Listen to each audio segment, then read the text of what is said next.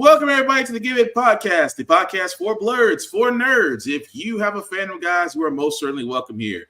I'm host Most Black Spartan, of course, with Safari TV and Short Guy Joe. Guys, how you doing this evening? I'm great. Inside Out 2 didn't need to be a biography about being attacked as an adult. So there was that. I heard it was good. Revised again.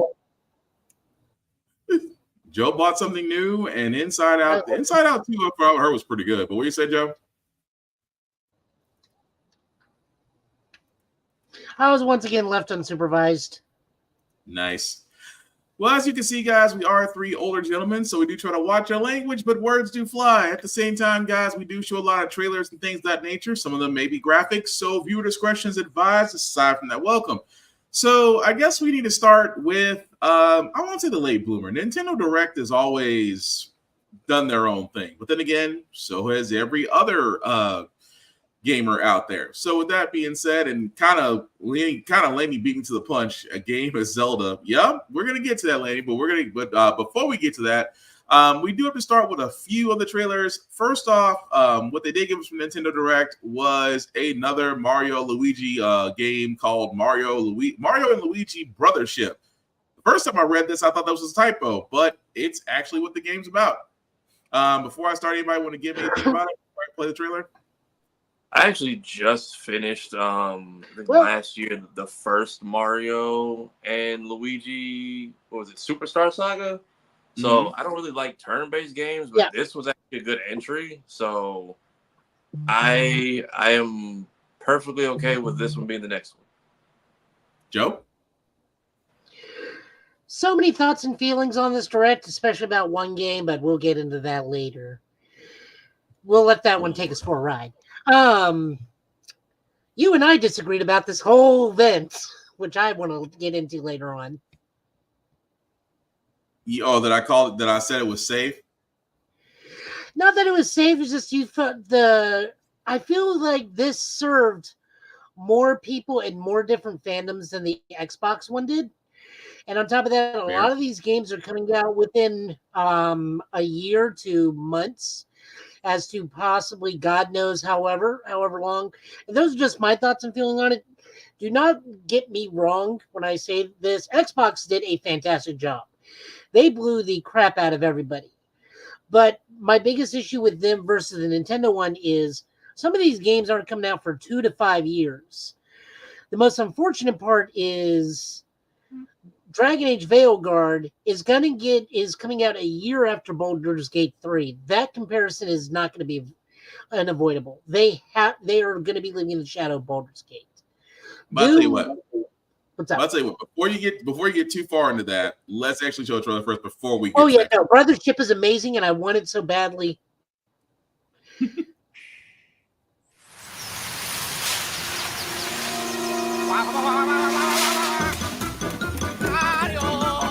Luigi?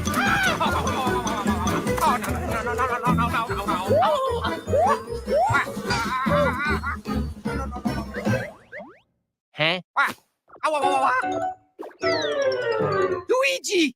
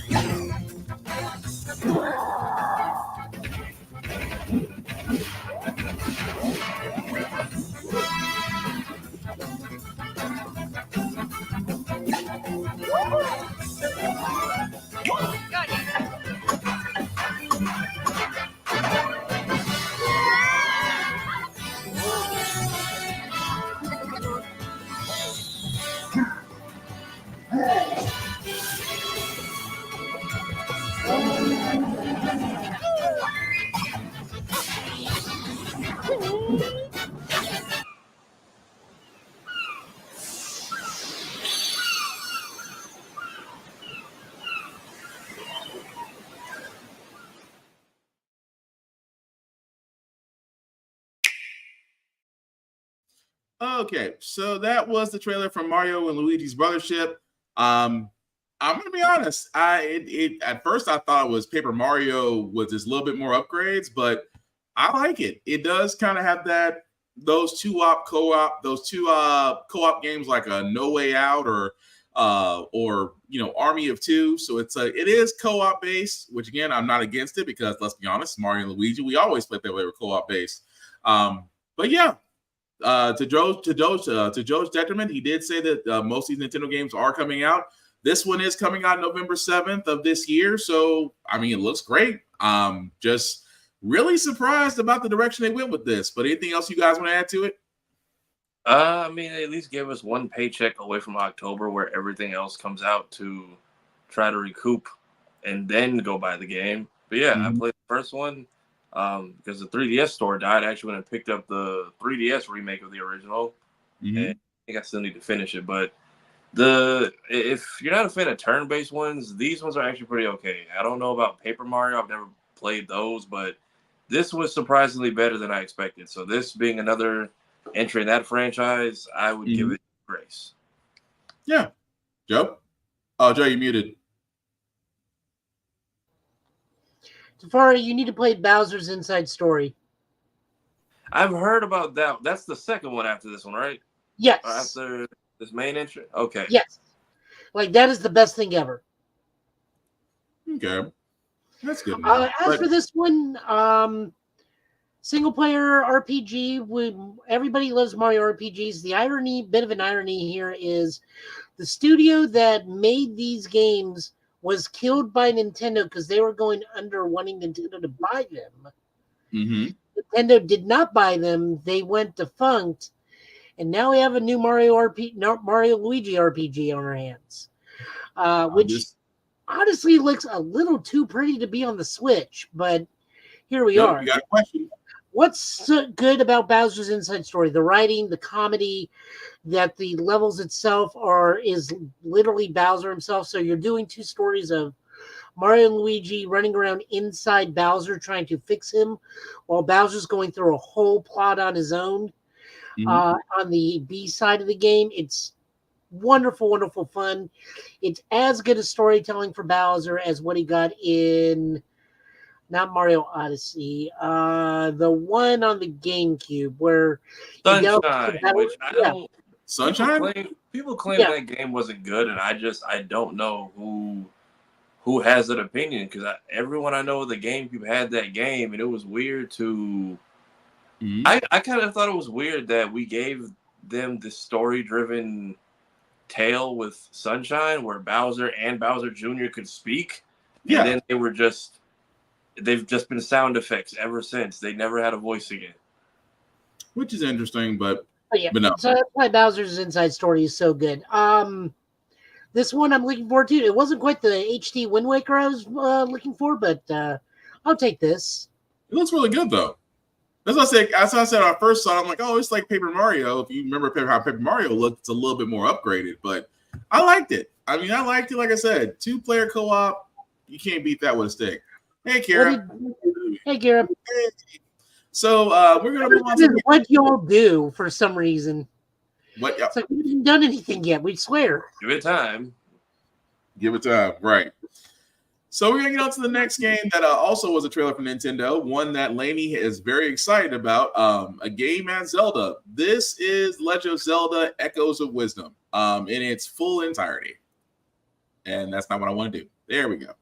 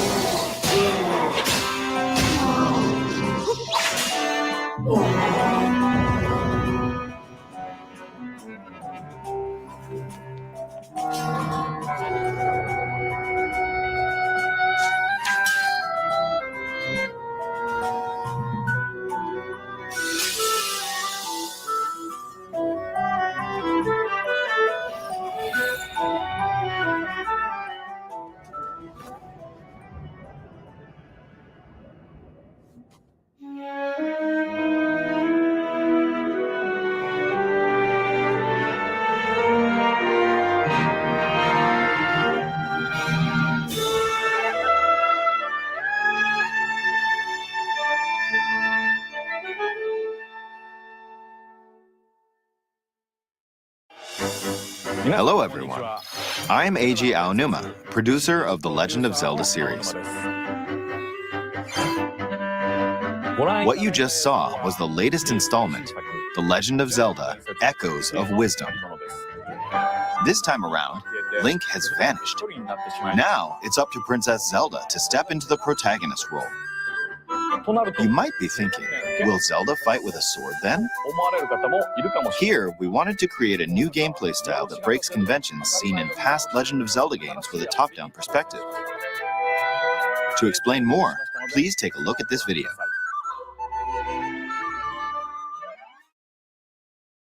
Stolen away. Across the vast lands of Hyrule, strange rifts have appeared and have taken many people, including Link. Now alone, Zelda meets the fairy Tri, receives a mysterious staff called the Tri-Rod, and sets off on a journey across Hyrule to save her kingdom. By waving the Tri-Rod at a table she found, Zelda learned how to create an imitation of it called an echo. Once you learn an echo of something, you can recreate it whenever you'd like. Even if there's a wall blocking your path, you can create echoes of tables to get a leg up. Just like that. You can create wooden boxes, old beds, and unusual things like water blocks. How you use them separately or together is entirely up to you. Learn and create echoes of things you find while exploring Hyrule. You might be surprised at what you discover.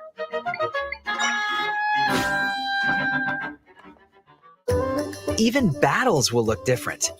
You could pick up and throw a rock echo, for example. That's not all, though. You can also create echoes of monsters. After doing so, they'll fight by your side. Monsters have different abilities, so choose the one you want to create based on the situation. Wisdom is key, after all.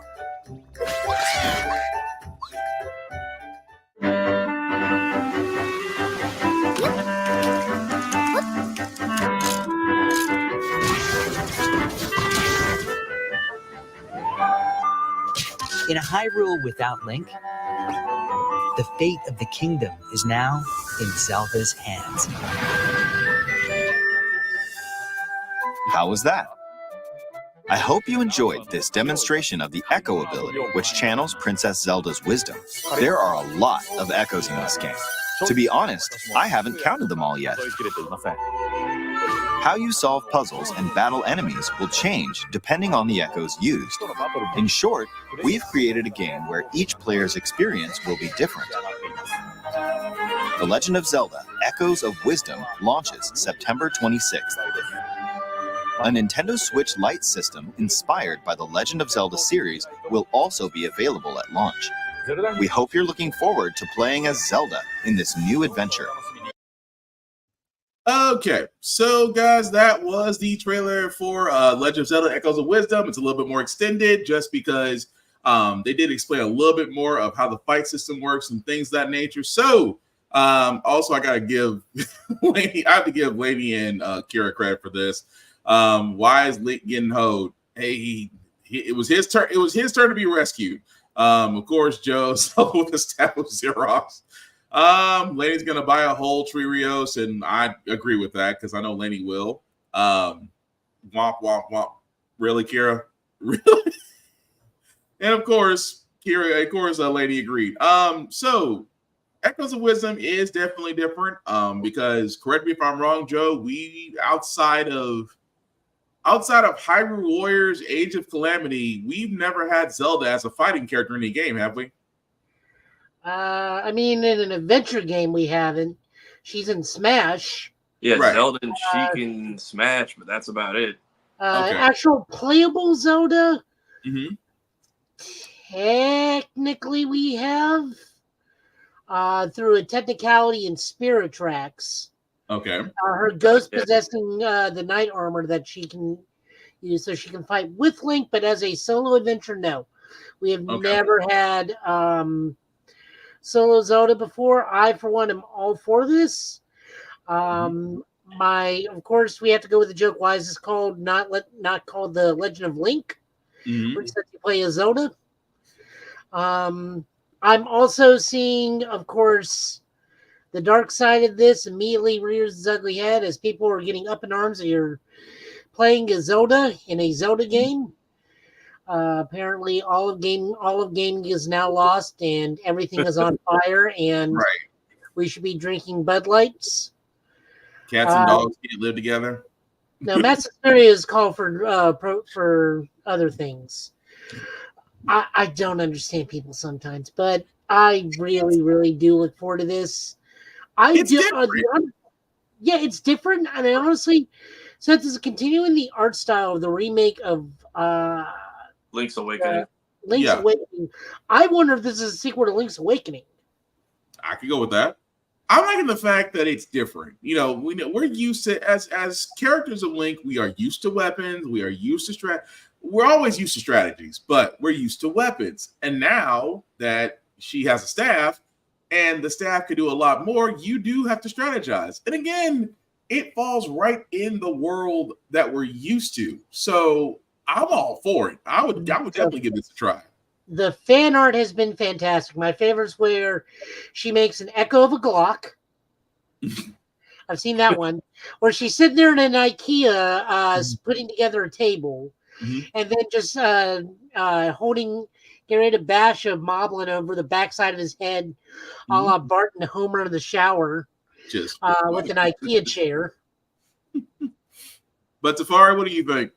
They basically took elements from Tears of the Kingdom and just put it into chibi form, because guarantee there will be puzzles and stuff getting fixed in this in the most childish and ridiculous of ways, because right. I think one of those popular things I saw about what is it, Breath of the Wild and Tears of the Kingdom is just the amount of like skipping and just glitching you can use the engine to get bypass certain things you're supposed to do but not have to.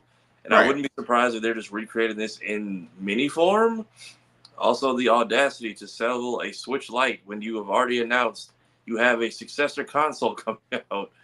You could at least make it an OLED. Actually, never mind. They did an OLED for Tears of the Kingdom, I think. So, fine. It's Switch Lite, but still. And it's probably going to sell out, too, because it's a Hyrule edition. Yeah. And, Lady, I like the fact they're continuing opening world type decisions to make it. Yeah.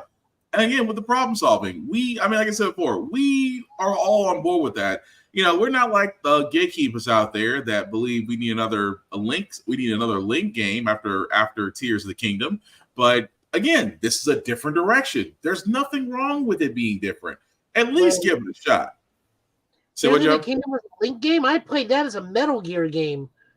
Well, I mean, yeah, there was that point of how all the things you could build, so you're not wrong about that. Oh yeah, but I ran around in a full scale Metal Gear Rex and Metal Gear Ray the whole game. But still, the thing I'm getting at is people, like you said, people are shooting this down just because you're playing as Zelda. I'm like, for the longest time, people got Link and Zelda mixed up. So if that tells you anything, again, give it a shot. And it comes out this year. So, of course, if you want to get the Switch Hyrule Edition, be my guest. If you're that type of collector, I'm not going to judge you. Your money. But we're going to keep on going with the trailers because, again, another one that was one of our picks from the Direct Channel, Dragon Quest VIII HD 2D Remake. And this was one Dragon Quest that I need to go back and play because I've never played this. Huh? Three. Oh, 3. I can't read. That's my bad. I can't read. How I get 8 from 3, that's on me. Dragon Quest 3. That would explain why. Dragon Quest 8 is probably the first one you did because that's the one that came to the DS. Yeah. It was like the first big time anybody noticed Dragon Quest in a while. Yeah. So I've never played 3. So I get my rumor numbers right. Anyway, trailer.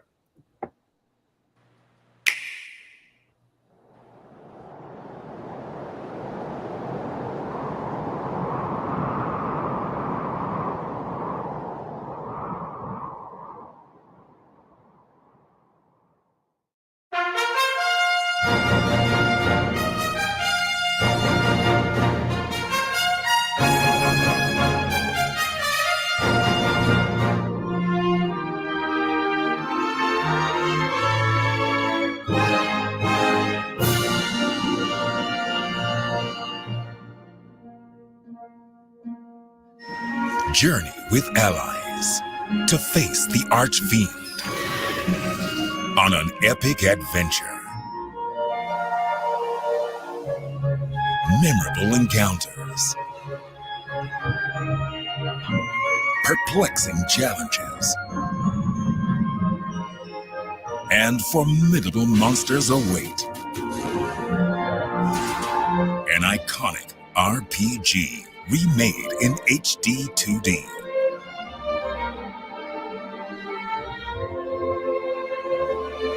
Forge your own path.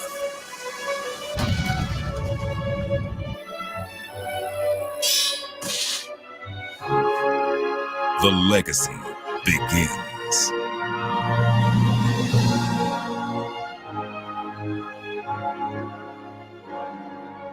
Dragon Quest III HD 2D Remake. Available November 14th.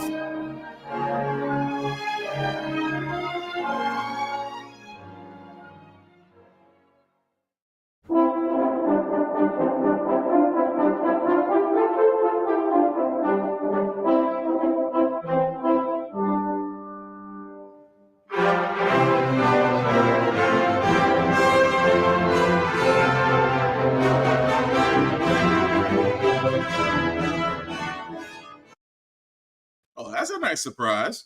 So, along with Dragon Quest 3, they're actually coming out with 1 and 2 for HD remakes, although 1 and 2 will be in 2025. 3 is actually going to be this year. And I've now got to add this to the list.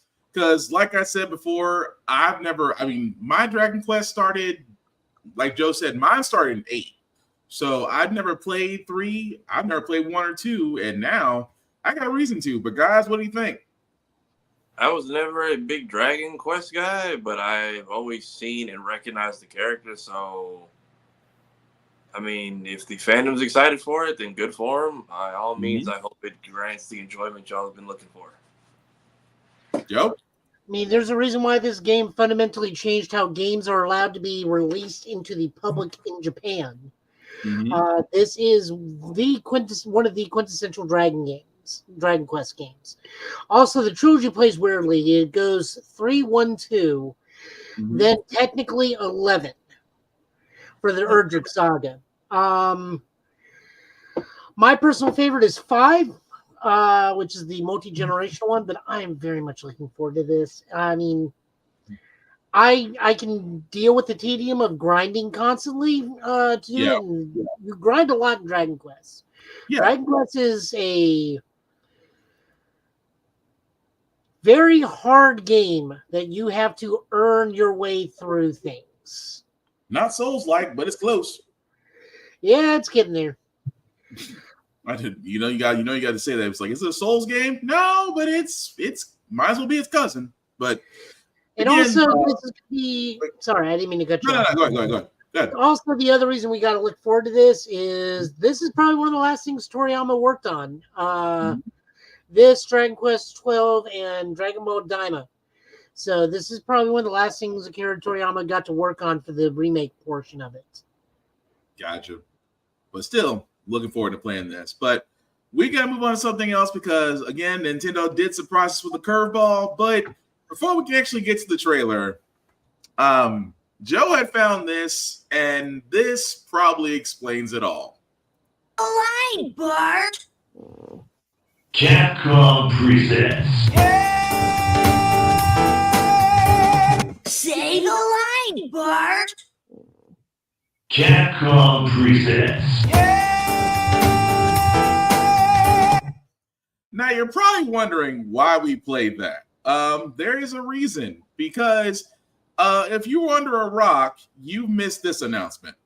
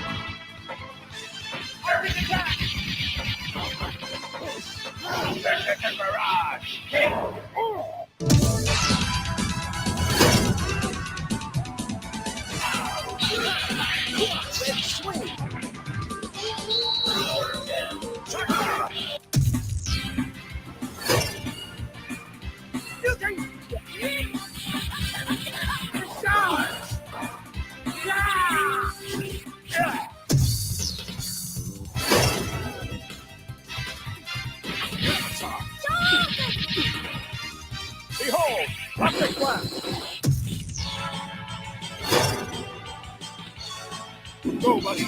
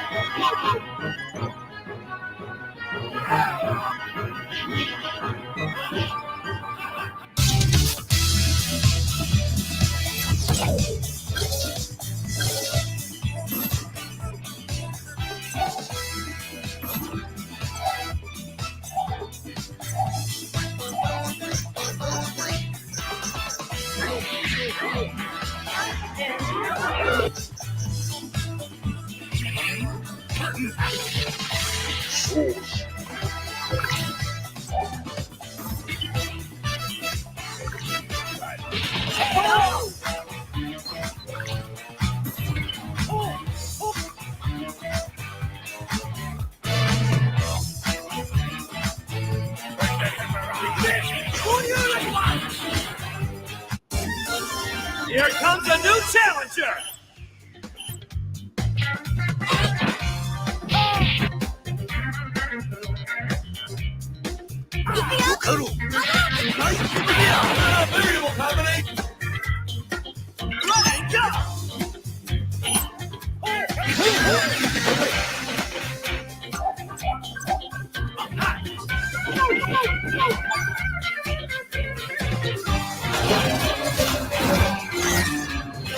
Marvel vs. Capcom Fighting Collection Arcade Classics.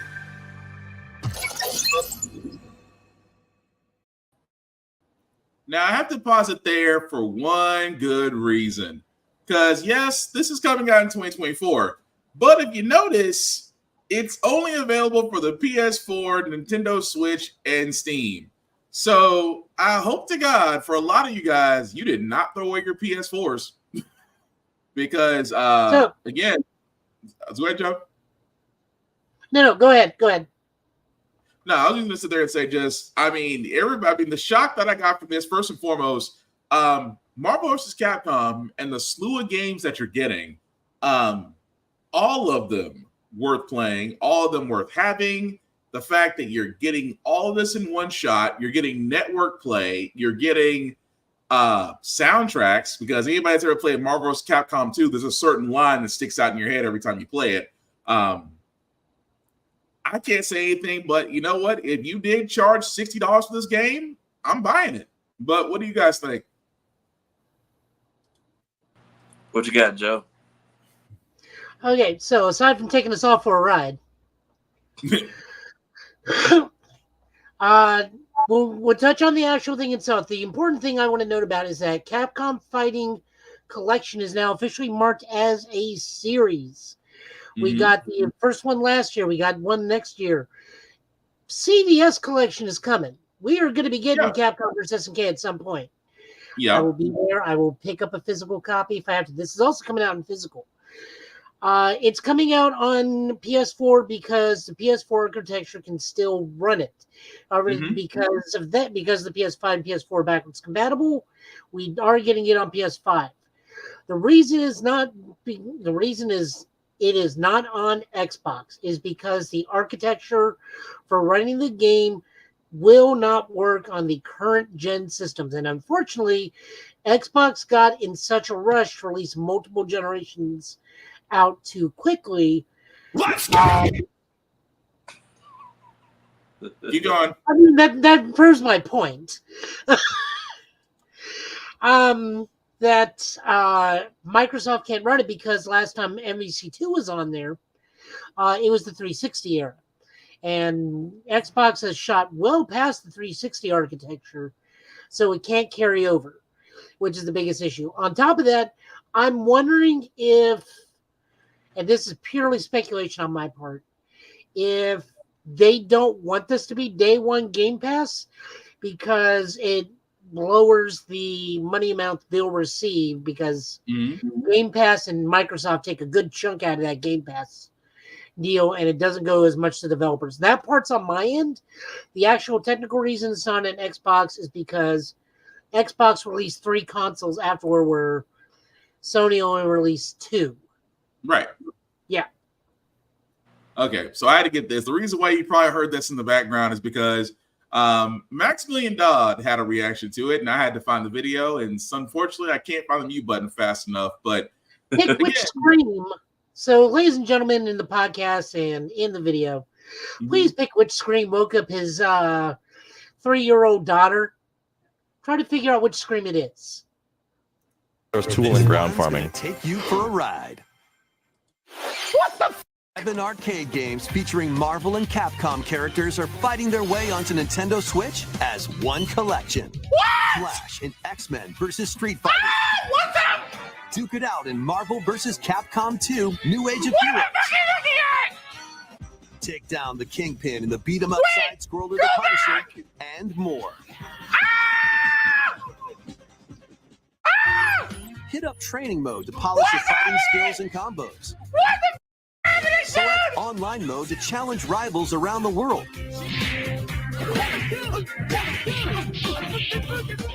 Or play co-op in The Punisher. You can also cross over to the museum to view artwork or listen to music from each game. I wanna take you for a ride. Marvel vs. Capcom Fighting Collection Arcade Classics launches on Nintendo Switch this year. Fucking how? How? I have to stop it there just because I can't make fun of him. Number one, because when I saw Marvel vs. Capcom Fighting Collection the first time, I screamed. So I can't make fun of him. But to Joe's question, probably the last one. That last one probably woke his kid up. I'm almost certain of that.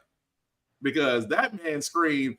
You just there's a certain type of joy in a scream that just cannot be faked, and that was it. But yeah, third scream, definitely. But again, I am happy that we're getting this because for the longest time, not only that, Captain Commando, Punisher, Marvel versus Street Fighters, Marvel superheroes, X-Men Children of the Atom. Keep in mind, these were, I like to call them laundry games. You know, if you went to a laundromat or you went to an arcade, 9 times out of 10, you saw one of these games and blew the whole thing in quarters.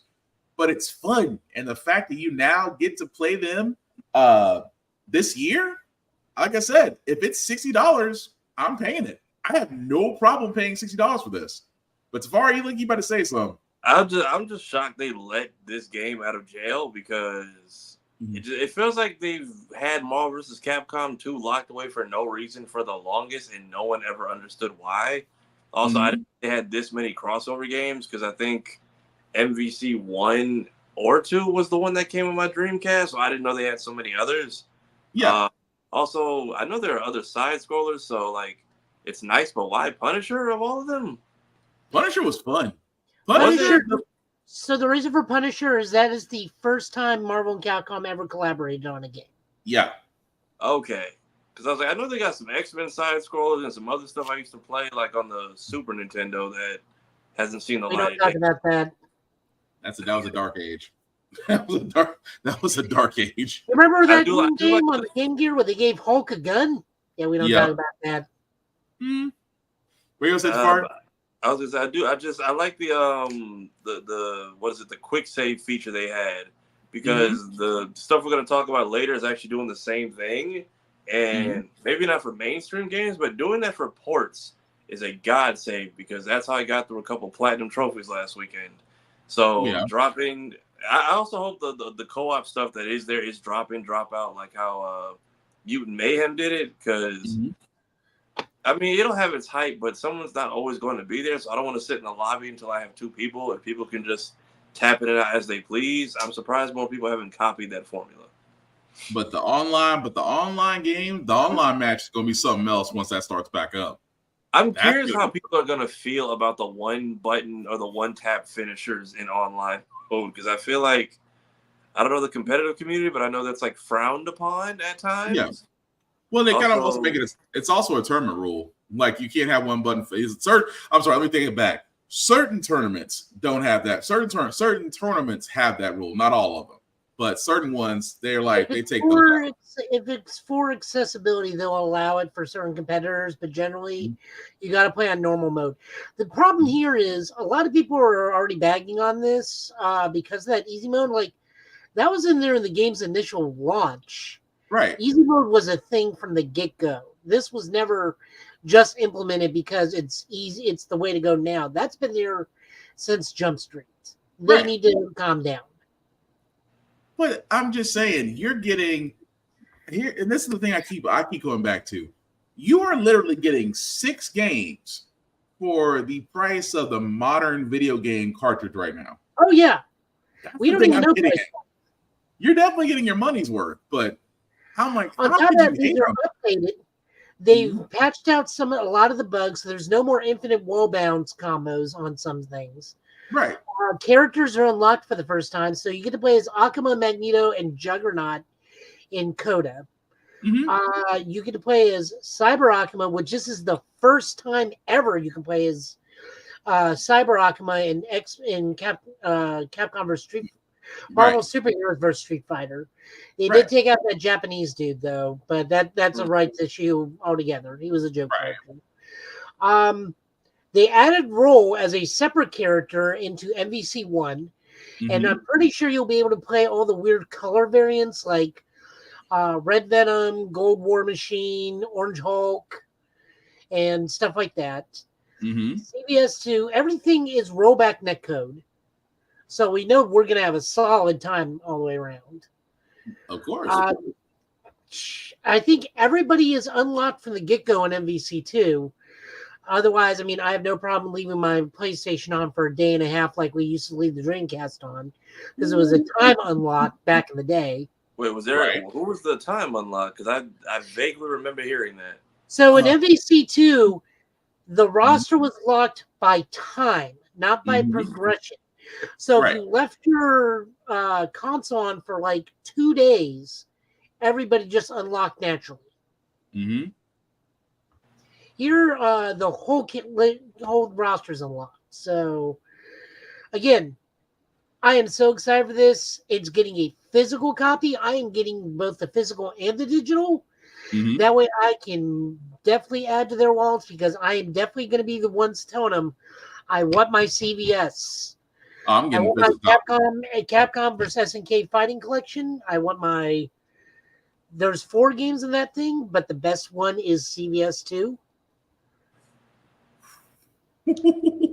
I just bought Capcom vs. SNK 2 because that was the game that came on my PS2. I didn't understand what the hell was happening at the time, but it was enjoyable. And then the different fight, they don't even really give you instructions. They just kind of throw you in it. Pretty much. You learn as you you go. Make that game into Third Strike. You can make that game into Alpha. You can make that game into KOF. You can make that game into KOF 95, 96. You can make that fighting system in what's it called? Samurai Showdown. System. See, that's going into Neo Geo SNK territory, and I need a collection of that. Yeah, it is it's up for digital and physical pre-order at Best Buy right now. Both consoles for $50 a pop. I feel like for this being an old bunch of retro ports, I feel like the PS4 build is probably the smarter move because it's already worked out. It's easier to run on the Switch versus trying to keep up like they did with Mortal Kombat 2 games in a row. No, so here's why I think the Switch is the best out of all of them. If we do get drop in, drop out, I'm sitting there, I'm eating lunch, I got 20 minutes to kill, I'm going to toss around in MVC too. Yeah, you'll be able to do that. I mean, the Switch is basically MD2 software, so it's going to be the least problematic. So you're right. Still, it's damn SNK Neo Geo. I need y'all to keep up. But we're getting it. Have you not heard the news? I'm trying to be exceedingly hopeful because it's a mix. I did hear This is official. This is official. No, not that. Something else. This is official news that SNK and Capcom are back to being super best friends again. We know we got Terry and Mai in Street Fighter. KOF 15 is going to have guest team. Yeah, they're gonna have some over there. That's what I was like, oh, so they are gonna go. So they are gonna have some SF6 characters in KOF. More than likely, Ryu, Chun-Li, and Luke. I'm against that. I'm not. I actually look forward to that. But enough of the speculating, guys. Might have Ken. You think they should? Well, you know what? Let me say that. Let me bottle that for another day. As far as that discussion, who should be on KOF. So we'll end this part of the discussion on hashtag free MVC2 has succeeded. Yeah. Look at just browsing these eBay prices on all three consoles is god awful. I gotta sit there and say I was gonna say a really bad Tekken 8 joke. What if they were the ones that got the Waffle House stage? I'm sorry. No disrespect for Mr. Hamada. I understand. That man is genuinely trying to understand why we keep going to a restaurant and I legit think there's a Waffle House stage in rival schools. I think they fight in front of a restaurant in rival schools. Either in rival schools or rival schools 2 Project Justice. I legitimately think there's a stage where they fight in a parking lot in front of a McDonald's or some version of a Denny's. You're gonna make me look that up later. But we did have one more trailer that we need to get to, guys, because again, this was the last one they showed at the end of the Nintendo Direct. I was surprised about this one, especially for a Metroid fan. But it looks like we are getting another addition to the Metroid series, Prime 4 Beyond. And here's the trailer.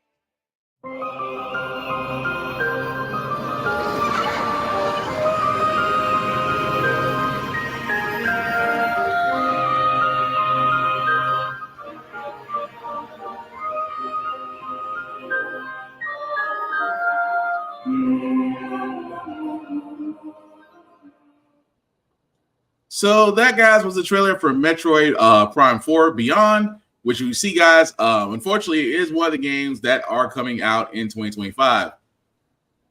If that's how it looks, I'm not against it. It looks beautiful. I'm hoping more information does come out about this, but I'm sold. What about you guys? I'm curious if they're going to port 2 and 3 since we have 1 on the Switch. I hope so. And you have a lot of people where that was their entry point, which I didn't play the other 2, but please, for the love of God, if you're going to put a 100% trophy, I request collectible tracking in Nintendo games because some of the stuff I've been running back lately, even in an HD format, is painful. And trying to get 100% on this, on the first Metroid Prime, the longer you wait to go back or miss certain stuff, the more annoying it is because I kind of like the story. Ridley was kind of just there. But then when you unlock like the ghost people in Metroid Prime 1, they just become annoying because you have to turn on like a special visor to see him. You can only hit him with a certain weapon. The music gets intense for no damn reason and for too damn long. If you leave the room and come back, they regenerate like instantly. And I had to watch a YouTube video to. There's not a lot of quick travel or save areas in the Metroid games either. It's a lot of, if you miss this one, you got to go all the way back here.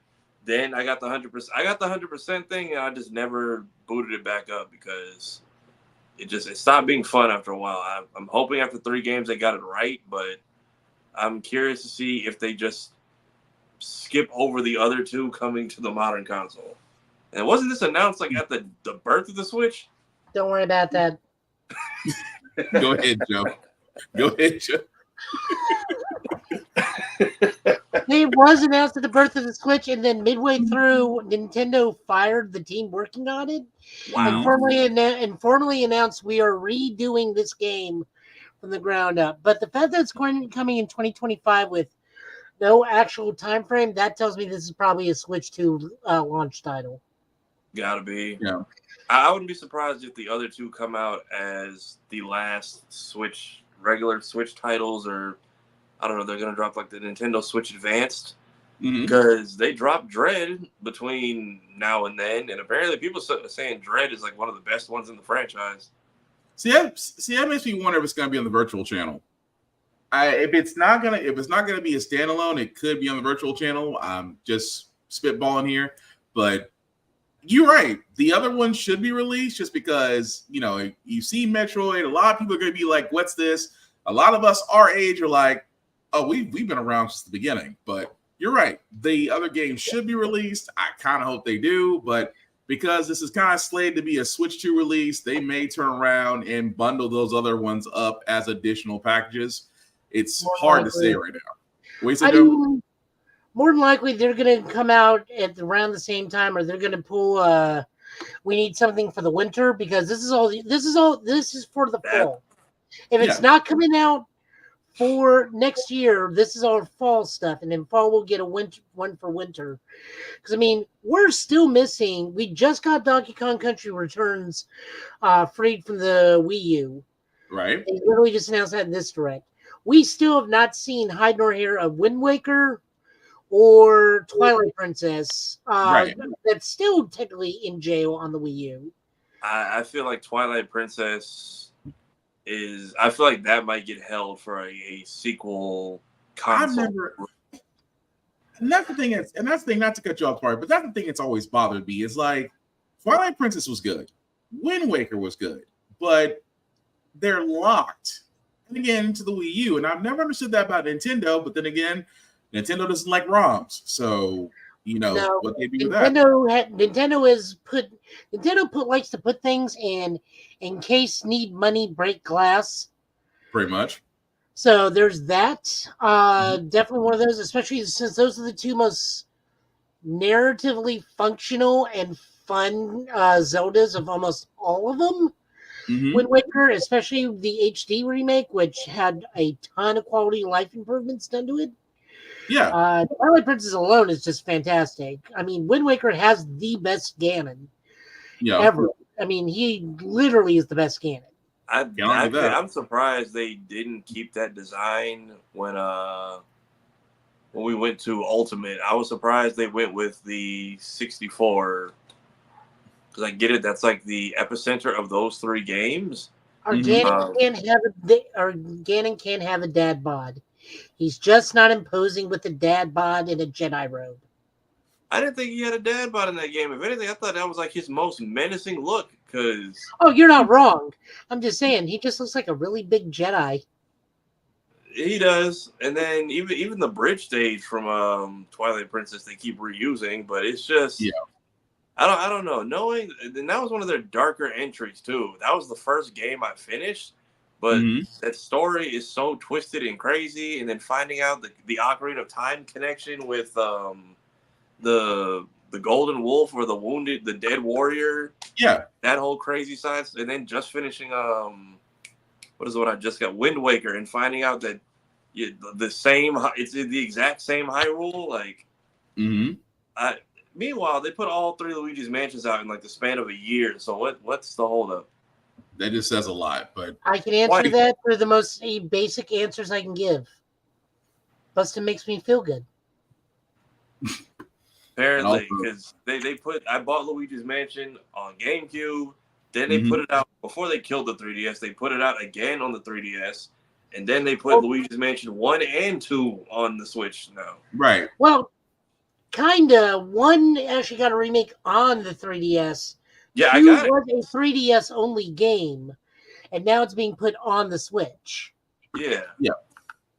But the fact that each of them have basically gone to the same console now, whenever they have a new title out, where Zelda, it's like we are using these sparingly. Yeah. And people love Luigi. That is true. Well, that is Luigi, Waluigi, and what's the other one? Wario, Waluigi. There we go. I got my W's and L's mixed up. The last 2 games were good story-wise, but I kind of like the free roam feature of Luigi's Mansion 1, and I didn't really like that we deviated from that in the second one. And I think the third is kind of more of the same.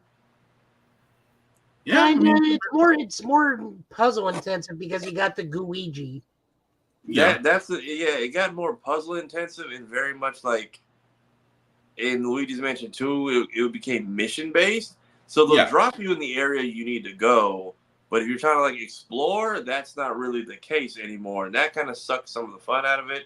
But I get it because playing Luigi's Mansion 1 as a kid, I did get lost a lot. I beat the game and managed to miss like 5 different ghosts. So that may have been what that was about. Yeah. But overall, Nintendo's Direct trailer, I said this before, because like I said, just to really recap this before we get into the Jack and Dexter news. I did say, because we have a chat of our own on Facebook. When I first saw this, I was like, you know what? And Joe had said Nintendo had won. I'm like, they had a good showing and they felt safe. And the reason why I said that was, yes, I like the fact that we are getting another Mario movie. We are getting another Mario game. We are getting another Zelda game. We're surprisingly getting a lot of fighting games from Marvel Capcom Collection. We are getting a Metroid Prime game. But the reason why I say safe is because I don't see Nintendo going out of their wheelhouse. I see, you go for what I say is safe. You give us another Zelda game. We're always going to be happy with Zelda. You can sit there. You might have your least favorite Zelda game. You might have your favorite Zelda game. But let's be honest, Zelda will always make money. Same with Mario. You can have your least favorite Mario game. You can have your greatest Mario game. It's still going to make money regardless. I just wanted them to venture out beyond what is already working for them. That's where I was getting at. So that's why I was saying that, yes, they had a great direct. Yes, there are a bunch of games, and to Joe's detriment, he's right.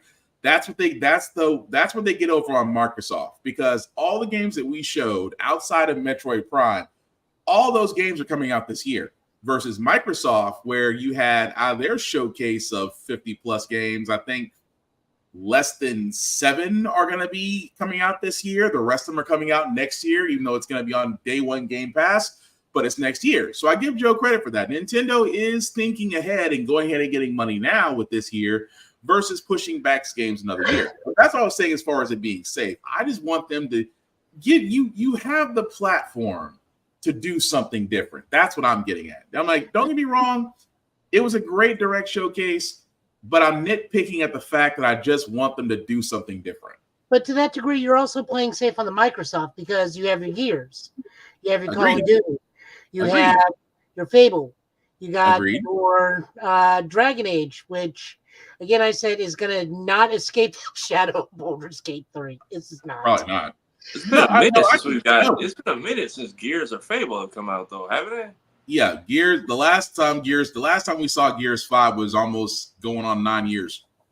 But again, I'm not going to disagree with Joe. He's right. Microsoft didn't go out of their wheelhouse either. They sat there and said, we're going to do this, we're going to do this, we're going to do this. So the same argument I can apply to Nintendo is the same argument I can apply to Microsoft. You went safe because you didn't want to venture out into new IPs. Now, that could be because of game studios closing. It could be because IPs right now are risque, because we've seen what happened with Redfall. We've seen what happened with Kill the Justice League Suicide Squad. Some of these games could be studio killers. We've seen it. So I can make. So I mean, I completely agree. I mean, I can't argue against you when I sit there and say it's safe. Both Microsoft and Nintendo played safe. It's just that I have a little more hope in Nintendo because they do take a lot more quality. They do take a lot more quality than Microsoft does. Like, for lack of better words, Nintendo doesn't really put out crap. No. The other reason why I said it was better, I liked it more than Microsoft, is Microsoft really only, not entirely, and I'm being very broad in this, but they generally stick to one genre, which is the FPS, and they very rarely does Microsoft venture out of there. They do. Don't get me wrong. We get some banger games on Xbox and whatnot, but 9 times out of 10, the majority of your library is nothing but pew, pew, pew, pew, pew, pew, pew, pew, pew, pew, pew. We're Nintendo. We are serviced with RPGs. We have a farming game where we farm foxes to fight stone giants that we did not show. We just got the final part of the Ace Attorney franchise that never got brought to Japan, to where we get to be a prosecutor for a change. We get Ace Attorney has an ending. He said Ace Attorney has an ending. It does have an ending, but like we never got the Miles Edgeworth investigations where you're doing the prosecuting and the crime scene investigation before the defense attorney investigation gets in there. So you're doing all the Miles Edgeworth stuff. Okay. So we probably get that. We get board gaming. We get first person with Metroid. We get Pokemons. We get like a gambit of stuff in Nintendo Directs. But I will say this though, just to put a bow on it: imports. Stop holding up. stop holding out on the imports. That's all I gotta say. Please stop holding out. You're gonna sit there and tell me that those ears of foxes are an American product? No, but they're not. Well, I never understood. I'm gonna sit there. Farm stalks of corn that turn into foxes. I promise you that is not an English game. It's not, but I have to stop. It's not, but I have to stop myself from going into safe word territory. That's why I was like, we just got Godzilla and Dave the Diver. I get that, but it's like there's some, and again, not to get down the rabbit hole, there are just some import games that are across the pond that I would love to play that, despite whatever reason it may be, I've always sat there and said, don't hold up, share. Because there's some actually is getting better about that. I mean, we got Super Robot Wars 30. Yeah, but there's other games out there too. Like we're definitely never going to get a Kamen Rider game, even though it is getting popular in Japan. We did get Ultraman because Monster Hunter, Monster Rancher actually did bring over the Ultraman Monster Rancher game. That is true, but I'm just saying from the import side, just let that forbidden door open. That's all I'm saying. But I didn't want to get to this because also Tafari did bring this up, and now I'm going to go looking for it now that he's informed me of this.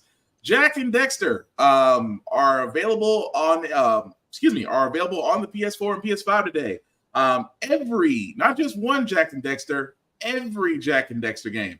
If you play Ratchet and Clank, 9 times out of 10, you play Jak and Daxter. Both are fun. The story is pretty good. I remember the Jak and Daxter story a little bit. Definitely worth playing if you have the chance. But again, if you haven't, it's a nice little. Help me out here, guys. How can I describe Jak and Daxter? I have a love-hate relationship with this series because I bought 2 and 3, but every single mainline game has an identity crisis. The first one is very clearly supposed to be a Mario. Number 2 is very clearly GTA. And number 3 is Mad Max. That's what it was for us as kids. You could steal cars, shoot people, get chased by cops. This was Jak 2. That's exactly what it was. Jak 2 was GTA for kids who were not allowed to play GTA.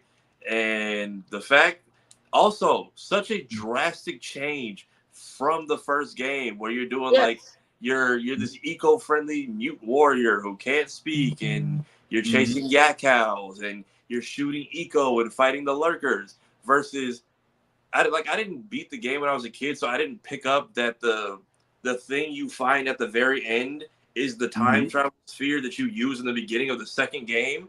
And we Okay. start off with, hey, kidnap this teenager, beat him down. I've never seen someone get beat so bad they learn how to talk. They beat Jack senseless. They beat sense into Jack in jail for 2 years that he grew facial hair and learned to swear. And then Daxter was apparently out here killing bugs the whole time. And that's what I like about, because I beat the first 3. So the collection you can get on the PSN store. It's been out for years. I think it's like $20 an hour if you wait for a PlayStation sale. It's always cheap. First one's easy to beat. You're gonna need to cheat on 2 and 3 because God, the precursor orbs are just awful. Then Sly Cooper also came back out. I just platinumed that last weekend. And Daxter, for a PSP port, runs actually very smoothly on a PS5 or a PS4. They give you 2 versions. You can get the PS4, the PS5. They run very smoothly. They're only $10 a piece, so by all means, if you have like a day to kill, go for it. But they also, what I love, and I think more games need to do, like with Marvel vs. Capcom with the quick save, this rewind feature is like godlike, because there are certain stages and certain trophies they put where it's like, hey, beat this level but don't kill any enemies. So instead of having to do that and start all the way over, you can literally pause the game, go back frame by frame through what you're doing, get the trophy, and not have to start all the way over. Like there's one mission in Sly Cooper where it's like jump over this area to take a shortcut, but you miss like 15 collectibles if you do it. You can do the shortcut, get the trophy, and literally rewind like 10 seconds. Or if you're trying to get like a perfect no-hit boss run, it's maybe not for mainstream games because I feel like people would complain or cry, but for old stuff like this, it is perfect. Or even in like the old Jack games, you're trying to make that jump to get the collectible, and you have to climb all the way back up. Nope, just rewind 5 seconds. I didn't even know it had rewind features on 2 and 3. Yeah, they didn't. On the original collection, they didn't. Somebody. No, I didn't on this one. Yeah. So on Daxter and Sly, they have it, but Jack 1 through 3 are as is. But somebody 6 years ago apparently found out they put a debug mode in the game, because my also complaint with this, which Daxter was made by an outside team, but a team that really cared, because when you look at it, they did a good job of, hey, where was Daxter for 2 years, and filled in the blanks really well. They also did a good job of connecting it, because the metalheads, before they became, you even knew what they were coming in small because they hadn't fully mutated yet. Some people thought they were just insects. So Daxter was an exterminator for 2 years and didn't understand he was fighting what would end up becoming the big boss when him and Jack reunited. And they added a feature that when you go to each area, it tells you how many collectibles are hidden in this spot, how many are hidden in this spot. Whereas when they ported them to the PS3 and PS4, I'm like, why did y'all not add this or fix the fact that if you leave certain levels before the orbs finish counting, it glitches out and you can't get them back. So I figured out how to do the debug mode on 2 and 3, had to do the glitch with like a second controller to max out the count and then turn the game off, and because I was not collecting all those. Jack 2 has 300, I believe, and Jack 3 has 600. But all 6 games are definitely available for PS4 and PS5. So I guess I got something to do this weekend because I don't got plans. So this is gonna be fun. Collectively, that is a great $40 spent, because you get Jack 1 through 3 and Jack X Racing, which I haven't played, but I've heard is really good. Daxter is really good. It's only the first one, but the first Sly Cooper is back up there, and that's a really fun run too. So you can skip Lost Frontier though. That shit should have never been made. That is the Dragon Ball evolution of this franchise, and we don't know who or why Naughty Dog. That was the downfall, I feel like, of PlayStation for a bit, because Jack, Ratchet, and who else am I trying to think of? Jack, Ratchet, and Sly, especially because they had a crossover game, they could have been the next generation of mascots next to Spyro and Crash. And all 5 kind of just got dropped. PlayStation will never have a problem having like standout characters or games, but it just felt weird that those 5 just went by the wayside. It is a fair point, but let us know in the comments what you guys think, because again, it is out there. It is out there for you guys to catch on PS4 and PS5, so definitely check that out. A little bit more quick news that we have before we get to our comic pulls. First and foremost, My Adventures with Superman. If you haven't been watching it, you really should. On Max, it is definitely a good series. They have just now been greenlit for season 3. If you have not seen the animation, that's on Max and also on Cartoon Network.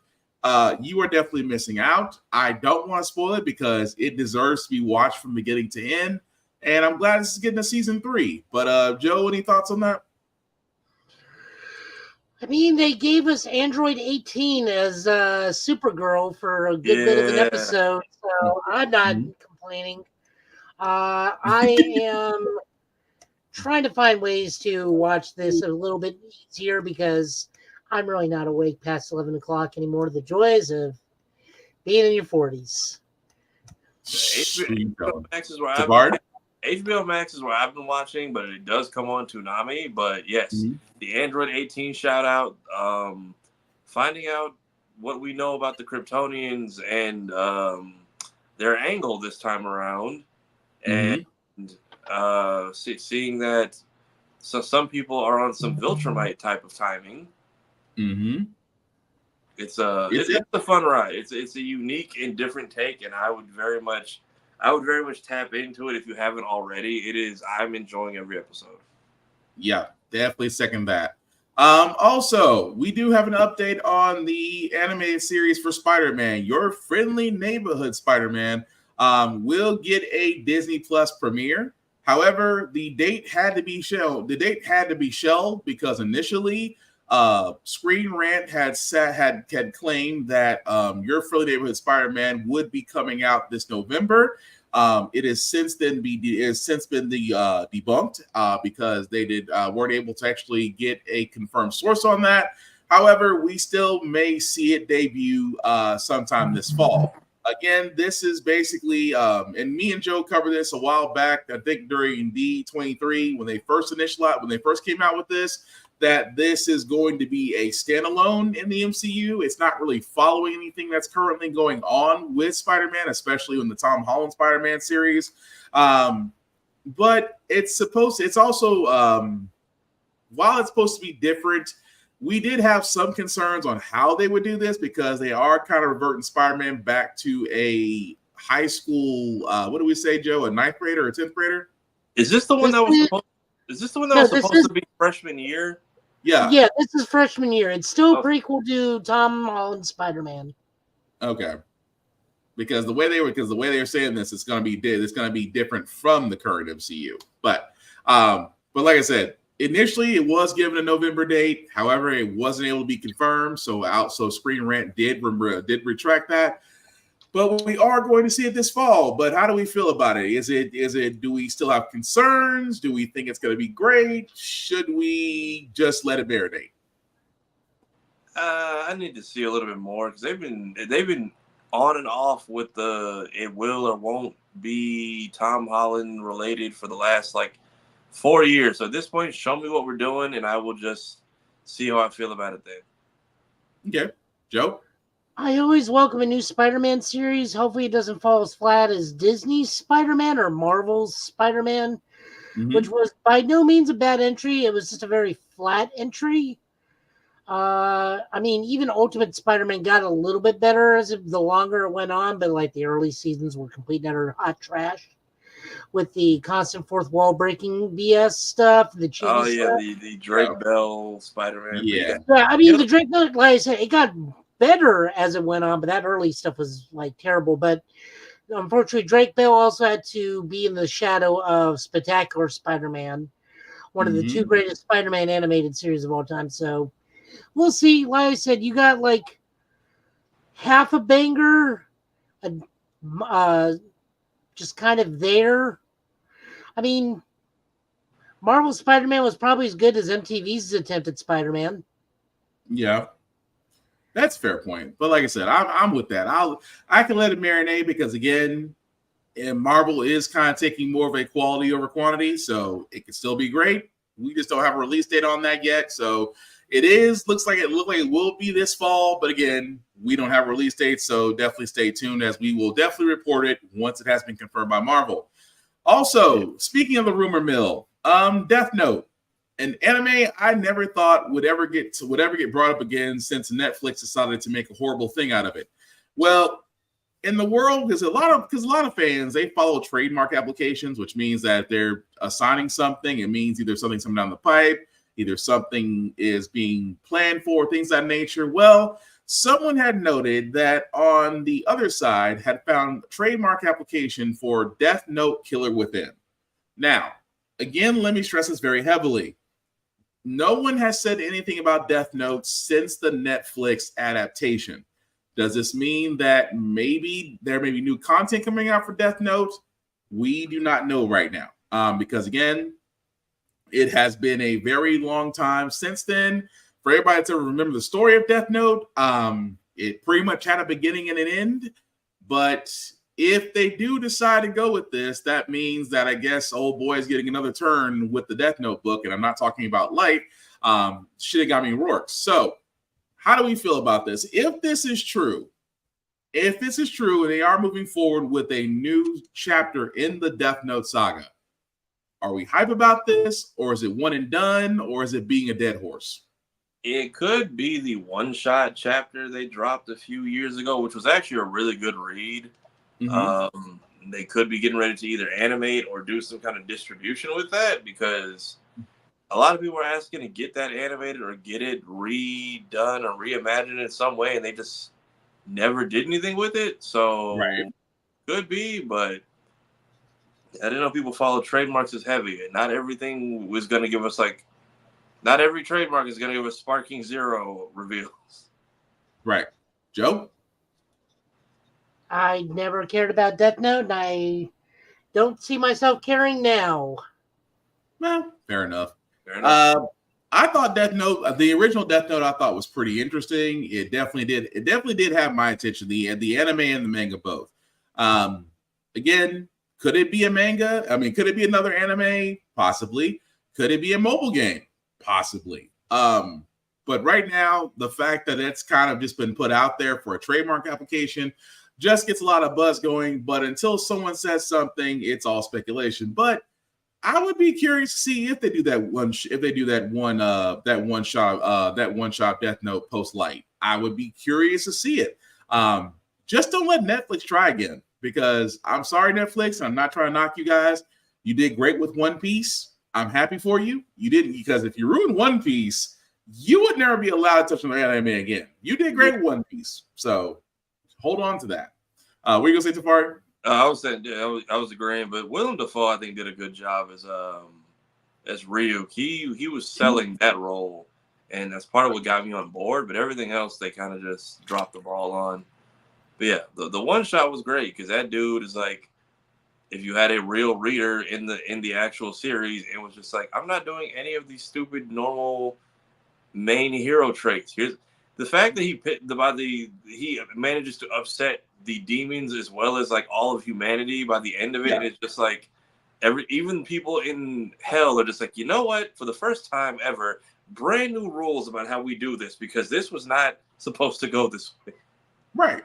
So it's like I said, if they decide to go that route, I'm down for it, but that kind of remains to be seen at this moment. But I didn't want to cover other movie news, because this is definitely confirmed. Again, it's just showing our age. Spaceballs sequel is in the works with Josh Gad, which is that gentleman down there, with Mel Brooks producing, that gentleman down there. Now, if you've ever seen Spaceballs, first off, cult classic, probably wouldn't be able to get away with it in this day and age. But if you haven't seen it, I'm just going to play a few clips from it and let you guys go from there as far as why we find this interesting.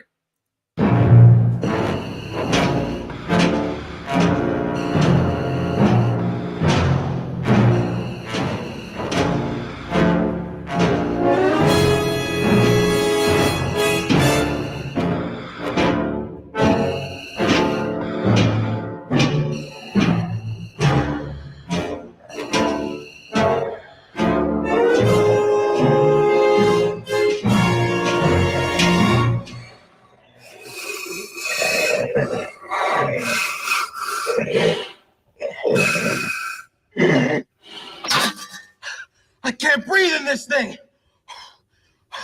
No. Please. No, not that. Yes, that.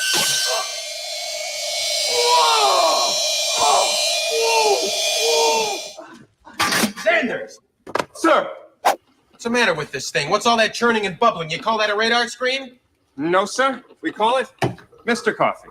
Dearly beloved, we are gathered here on this most joyous occasion to witness Princess Vespa, daughter of King Roland, going right past the altar, heading down the ramp and out the door. Will you turn that thing off? What? What is it? Be down immediately. Shall I have Snotty beam you down, sir? I don't know about that beaming stuff. Is it safe? Oh, yes, sir. Snotty beamed me twice last night. It was wonderful. All right, I'll take a shot at it. What the hell? It works on Star Trek. Who is he? He's an asshole, sir. I know that. What's his name? That is his name, sir. Asshole. Major Asshole. And his cousin? He's an asshole, too, sir. Gun is made first class Philip Asshole. How many assholes we got on this ship anyhow? Yo! I knew it. I'm surrounded by assholes. Keep firing, assholes! I'm having trouble with the radar, sir. What's wrong with it? I've lost the bleeps, I've lost the sweeps, and I've lost the creeps. The what? The what? And the what? You know, the bleeps, the sweeps, and the creeps. That's not all he's lost. Sir, the radar, sir. It appears to be jammed. Jammed. Raspberry. My brains are going into my feet.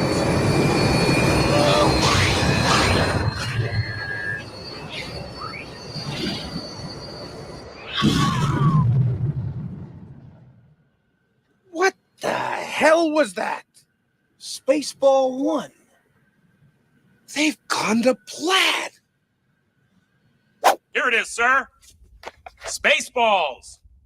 Good work, Corporal. Punch it up.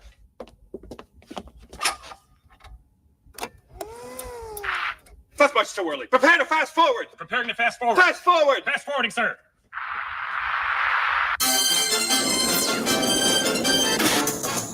Try here. Stop.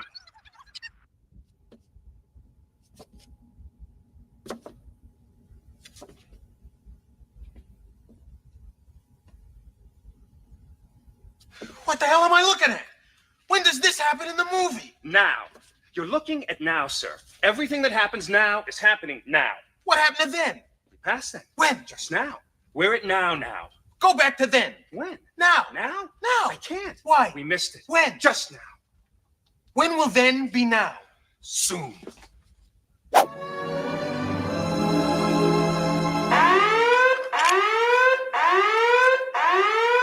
ship! Abandon ship! Women and marks first! Oh. We'll have none of that, mister. How far did he get? What did he touch? What did he touch? Nothing happened. What the hell was that noise? That was my Virgin alarm. It's programmed to go off before you do. You get back to bed, miss. And as for you, sex fiend. All right. Let's all just get some sleep. We got to get moving before dawn. Why so early? Because we're in the middle of a desert, and we aren't going to get very far once that blazing sun gets overhead.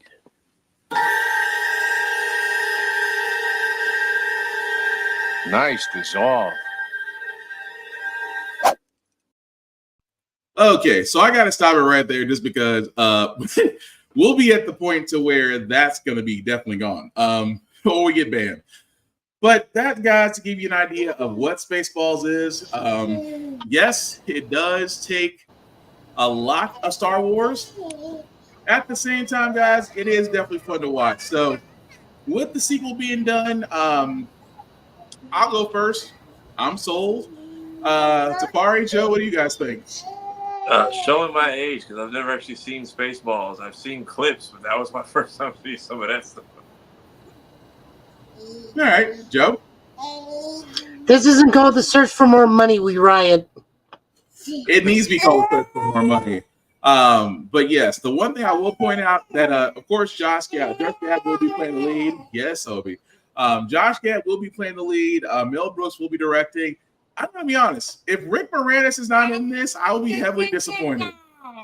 I just can't see anybody playing Darth Hat without him. That's just me. But again, more information on that as it will come out. And I see, let us know in the comments what you guys definitely think about that.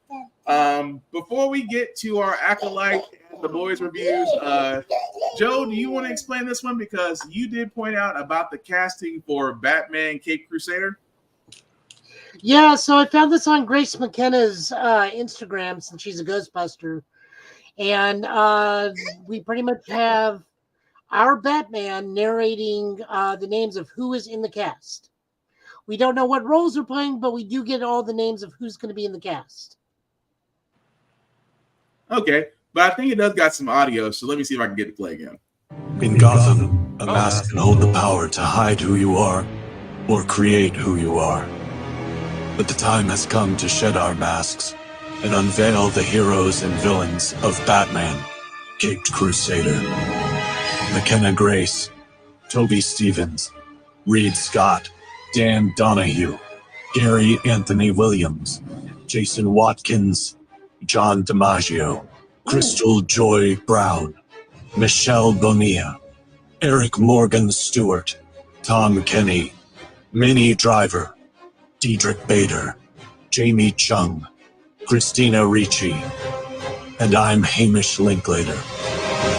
I am Batman.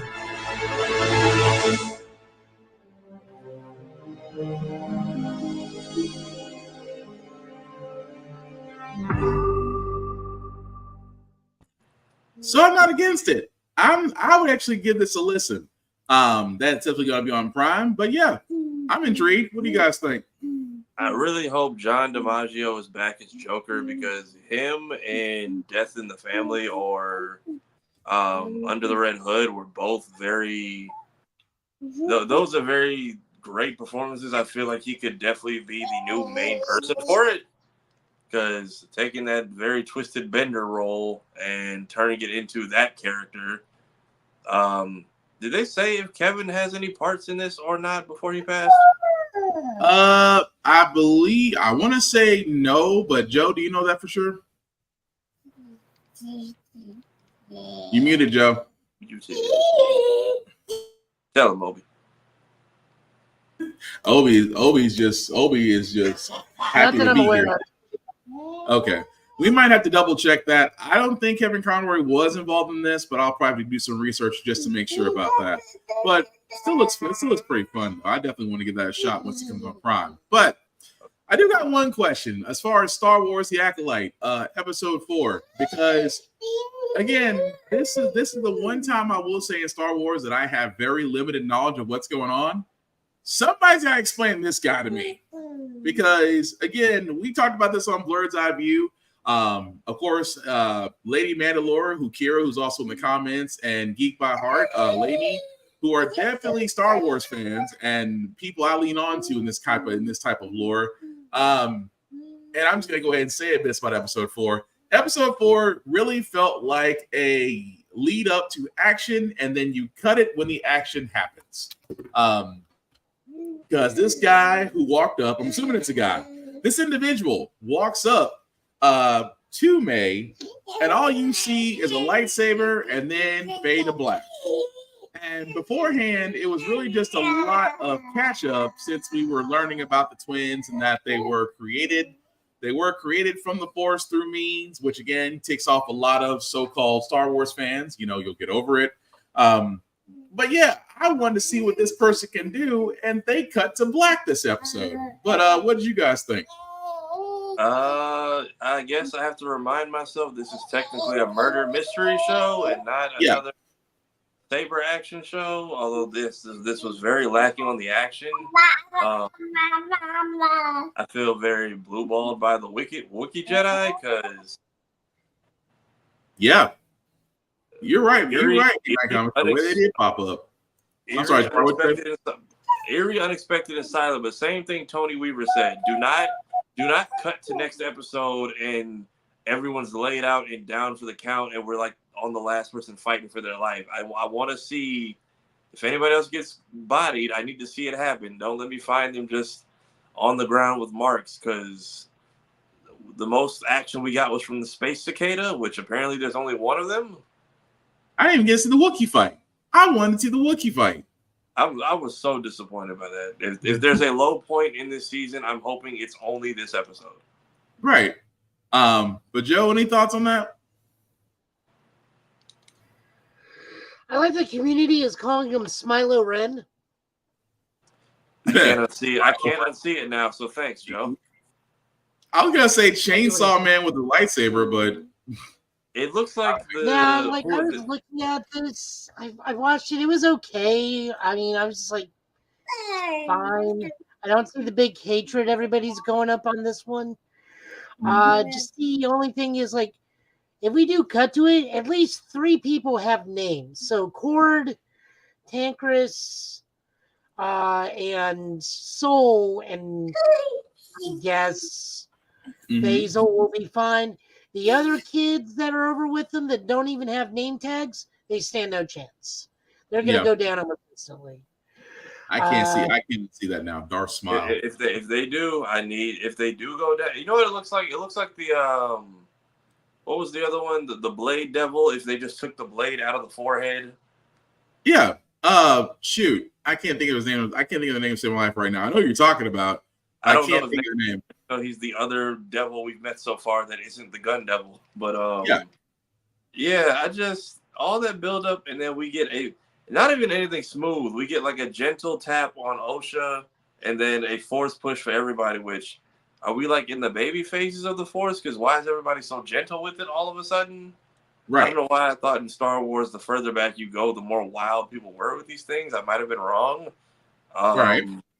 Also, why did you were point blank? You didn't think to maybe shoot him? I'm right there with you, but I'm curious. Like I said, it's amazing. We have to sit here and wait. We have to literally sit here and wait. And thank you, Lainey. If you are enjoying this episode, please subscribe and like buttons. But yeah, it's the fact that we are now, getting to this point to where it's a lot more action. And then again, shout out to the beginning of this. If you have not seen the first, and this is episode 4, if you haven't seen the first 3 episodes of this, a lot of the fight choreography was not with lightsabers. So if there's anything, it's definitely a breath of fresh air with the new Star Trek series. Star Wars. Sorry. Also, words. Apparently Kiadi Mundi is here, but not Yoda. So I don't know what that's about, but the Star Wars fans are outraged because in the first episode, he says, there hasn't been a Sith for a millennia, which technically this person has not declared themselves a Sith yet. Right. But then apparently there was a civil war on the wiki page to change his birth year, and people were going back and forth. And then I guess the mods of the website Wikipedia had to go and lock down his page because it was getting bombarded. Right. So yeah, and I agree, Midnight. I agree, guys. It is definitely confusing, especially the lore with the lore they're trying to go with, and of course, the gatekeepers out there are trying to sit there and tell them nope. But yeah, there's Kira. I'm going to get her on here I'm going to get Kira back on here one day so she can definitely fill in the blanks. Because if anybody knows Star Wars lore, it'll definitely be her. But again, great episode if you haven't watched it. Highly recommend that you do. I can't get Darth Smile out of my head now. Thanks, Joe. Every time I see it now, it's gonna be Darth. Smile. I just need to see 800-year-old Yoda at this point because I didn't know Kiadi was that. I didn't know his people could live that long. But knowing Yoda is somewhere walking around that temple, who knows? Maybe even walking without a stick. But I'm curious if they fix the lore with maybe they sweep all this under the rug. Maybe nobody makes it out. Yeah, it'll be curious to see. But let us know in the comments what you thought about episode 4. Again, like I said, it was great. We just wanted that action. Now we gotta wait till episode 5 to see it. But moving on to the boys. Again, how can I explain this? Kids should not be watching the boys. So I'm assuming all adults are watching the boys. Or if a kid is watching this, they are going to be emotionally scarred for a little while. So again, with the newest episode of The Boys, there is nothing else I could say. But how do we say it so far before we started? It was pretty much who could outdo each other. I've said it. The show is great, but it's giving season 3 of Jessica Jones. Except we actually have a bad guy, so everyone is just making the worst possible decisions for themselves just because. After all these years in trust, Kimiko and Frenchie are just not telling each other stuff anymore. Frenchie's relapsing, and no one else is picking up. When the most honest person in the group is Butcher, there's a problem. The one who's the voice of reason. When he's the voice of reason, and this is the dead man. I still laughed about the fact of when you have how can I put this so nicely? Homelander is basically having a falling down moment where he decided to go back to I guess where of his birth, and well, for lack of better purposes, decided to take out some people in like the worst ways. I can't blame Starlight. Starlight beating the crap out of Firecracker was probably the. Hi, son. Hi, son. Tell us the tales of your people, Obi. Tell us more, Obi. What else? But no, Starlight beating the crap out of Firecracker, that was deserved. The fact that, like I said, going back to Frenchie just going on a different tear was something else. And then, there was that moment that Butcher was about to get choked out, and then everything. What was that? I think that was his power, because he did sit there. One? I think he did, because when Huey sat there and said, Huey had the compound V and sat there and said, "There's enough for you and my father," and he turned around and said, "Well, I already took some and nothing happened." And then he's been seeing his dead wife. He's been seeing his former ex-wife, and then getting choked out, and then blacking out, and then waking up. It looks like an episode. It looks like a scene out of Silent Hill, and he's like, "I don't know what happened." Something tells me he does have a power, but it's more subconscious than anything else. I am not 100% that Huey's mom is here. Yeah. Because I don't think we've seen her directly interact with anyone else. But then there's also the double thing of you sell like herbs on behalf of Vought, and your dad tried to call you before he... Did they say what happened? He just slipped and fell, or he just was found up? He basically slipped and fell and then kind of went into a coma. And they something's up with Huey's dad. Either mom is a good actor and just some shill, or I don't think his mom is there. I think she might be imaginary, because Huey was one dose away from brain tumor himself. Yeah. But as far as the only reason I'm giving Starlight less grief about this is because it was all orchestrated by Sister Sage. Yeah, she had that thing planned from Jump Street. But yeah, I mean, another thing that did kind of bother me was I never saw her get the compound V from Huey.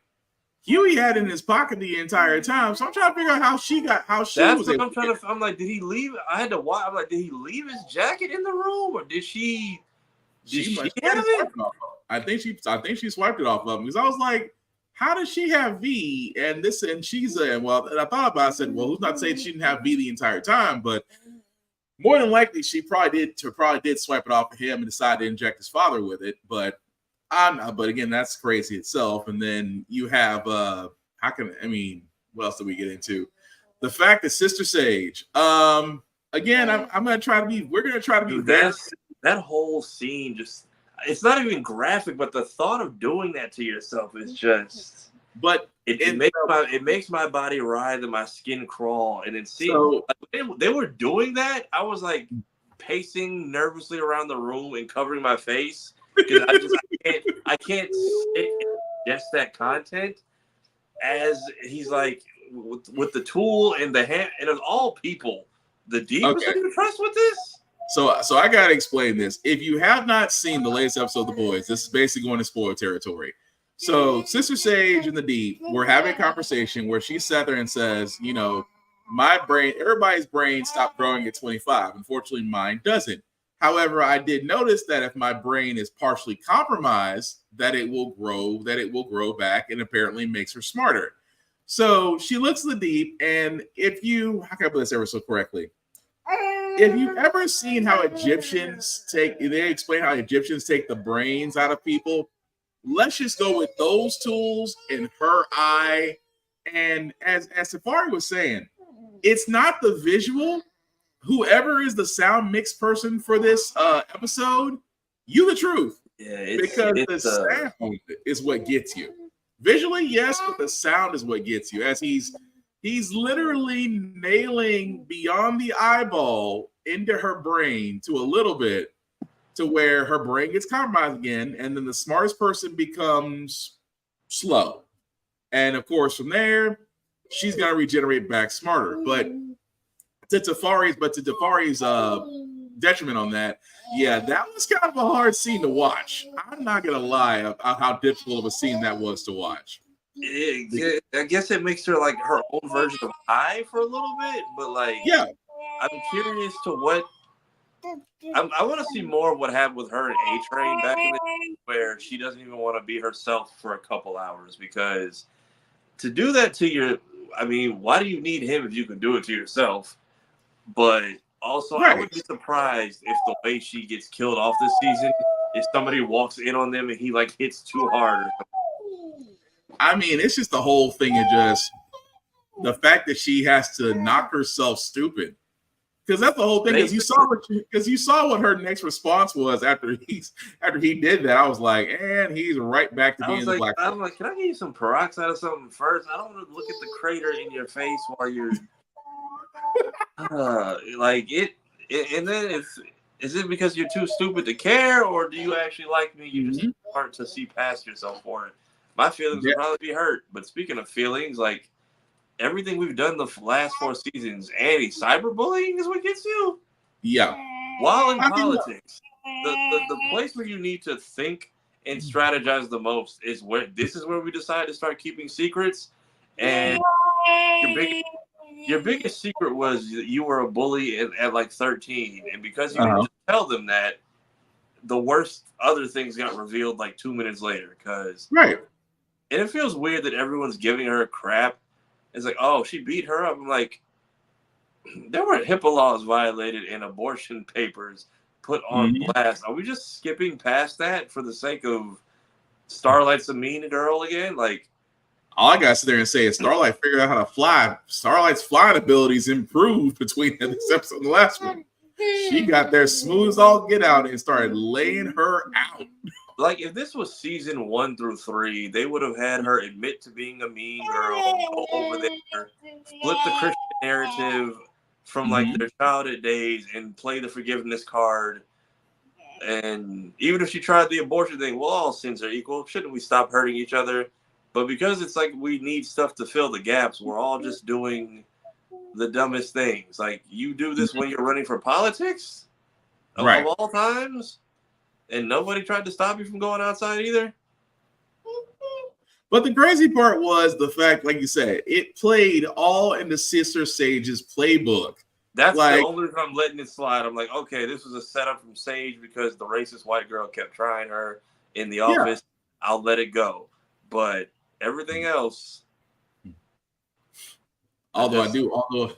Although what's funny, just for additional notes on this, everybody's like, this, there are those out there that say this is the worst season ever of The Boys. And I'm like, how is it the worst? Because if you haven't noticed what The Boys have been doing, they've basically been doing satire off of what's going on really in our society. And at the same time, if you haven't noticed who Firecracker is based off of, what combo we had last night about why did people do this whole woke agenda grift? And she said that she's selling them a lie just to make a quick buck or make them feel better about themselves.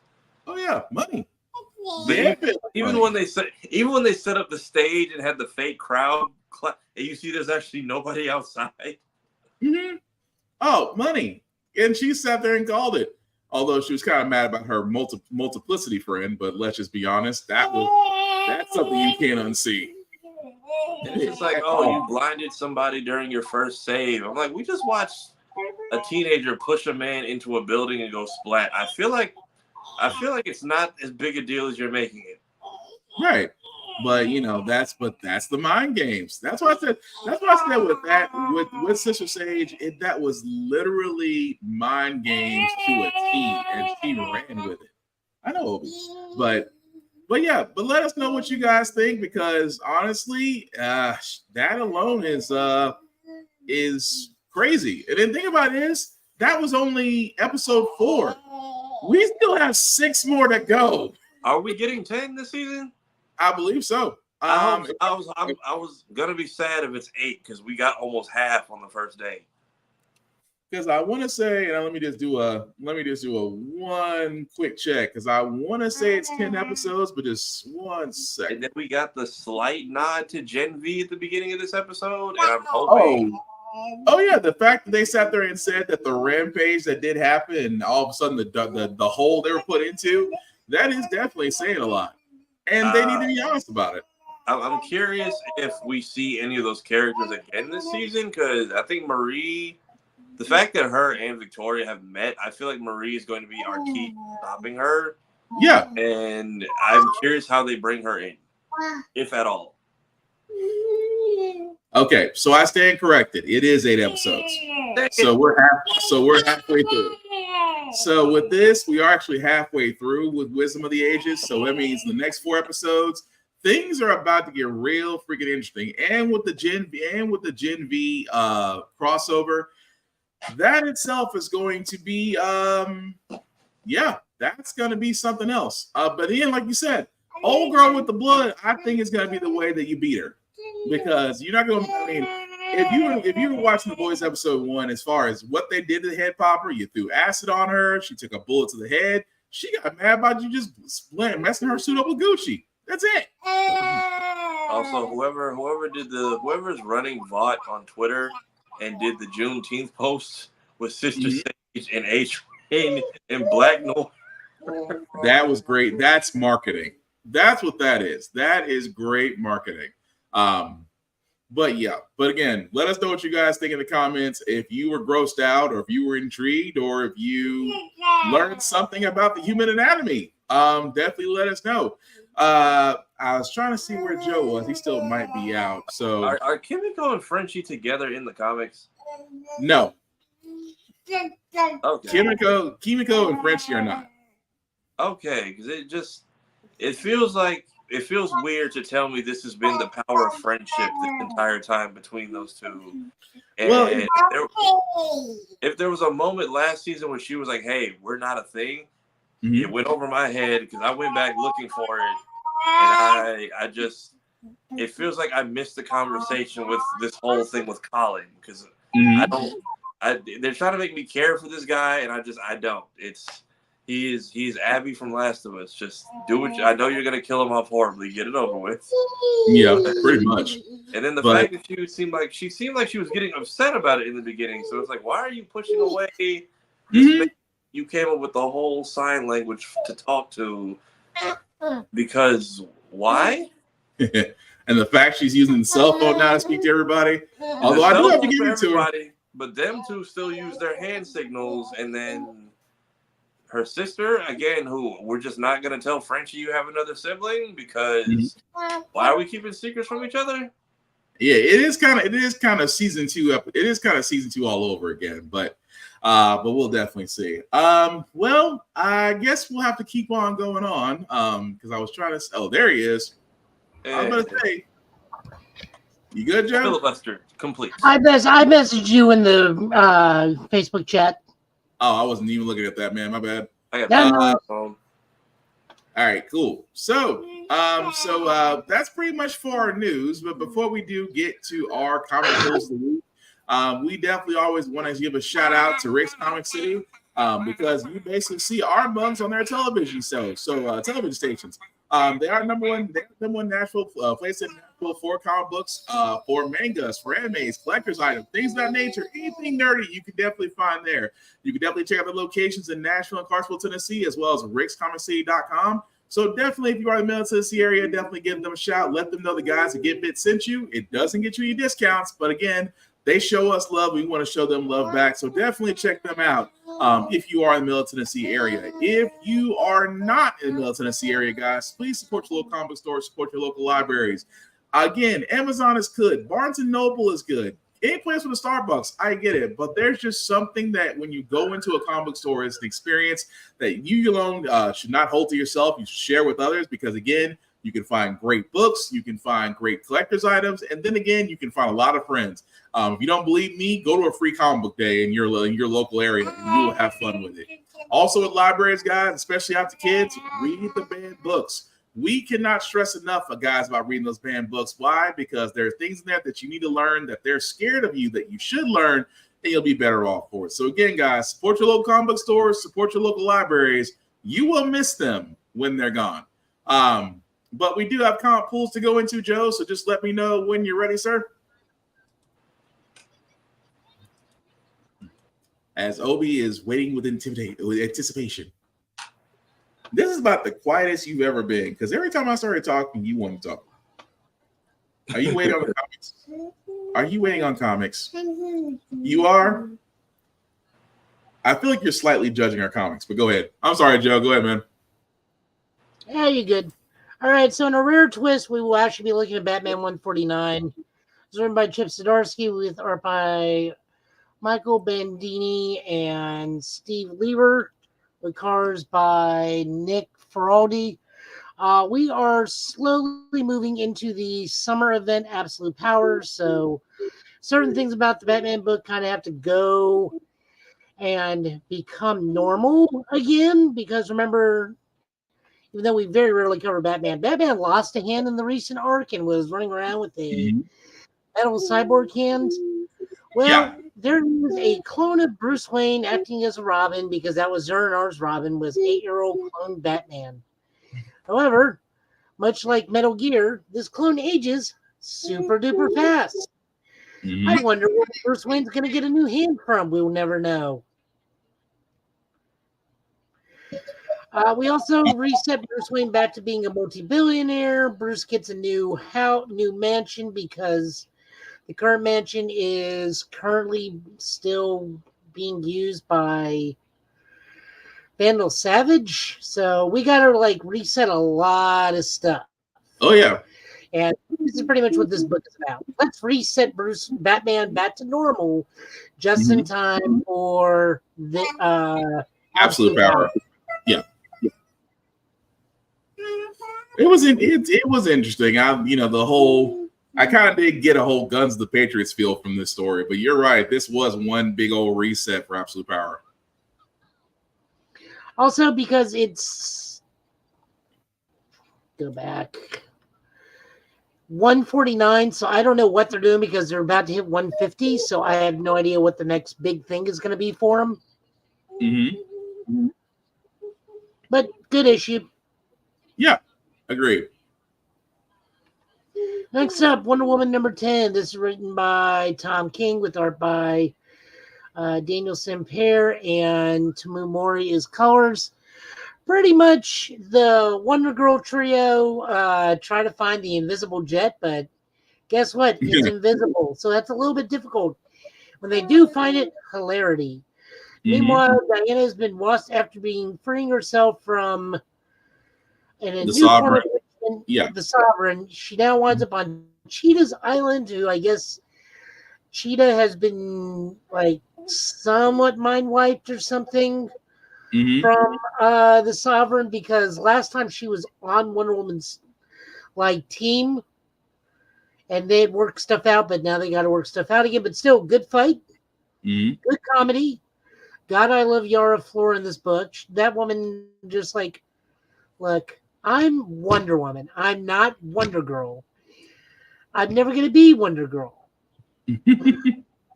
But I really like this issue. Do you think this was better than the last couple? It has.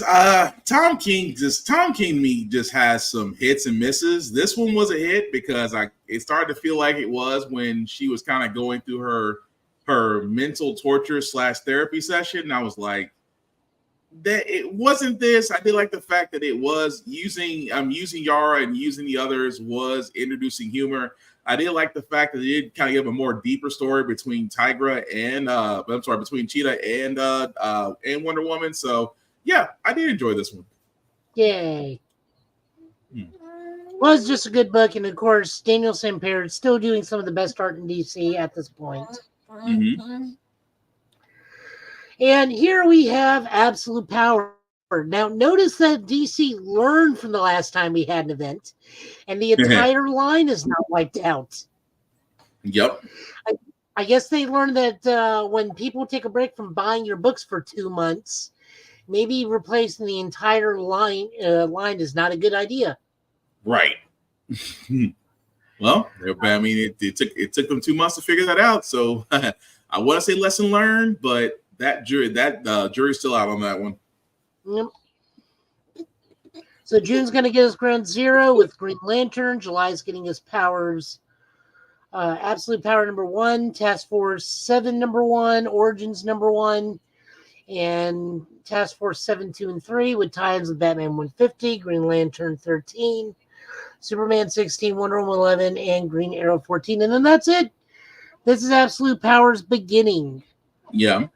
So I'm sure there will be more, but like just for June and July, these are the tie-ins. Not a great deal about them.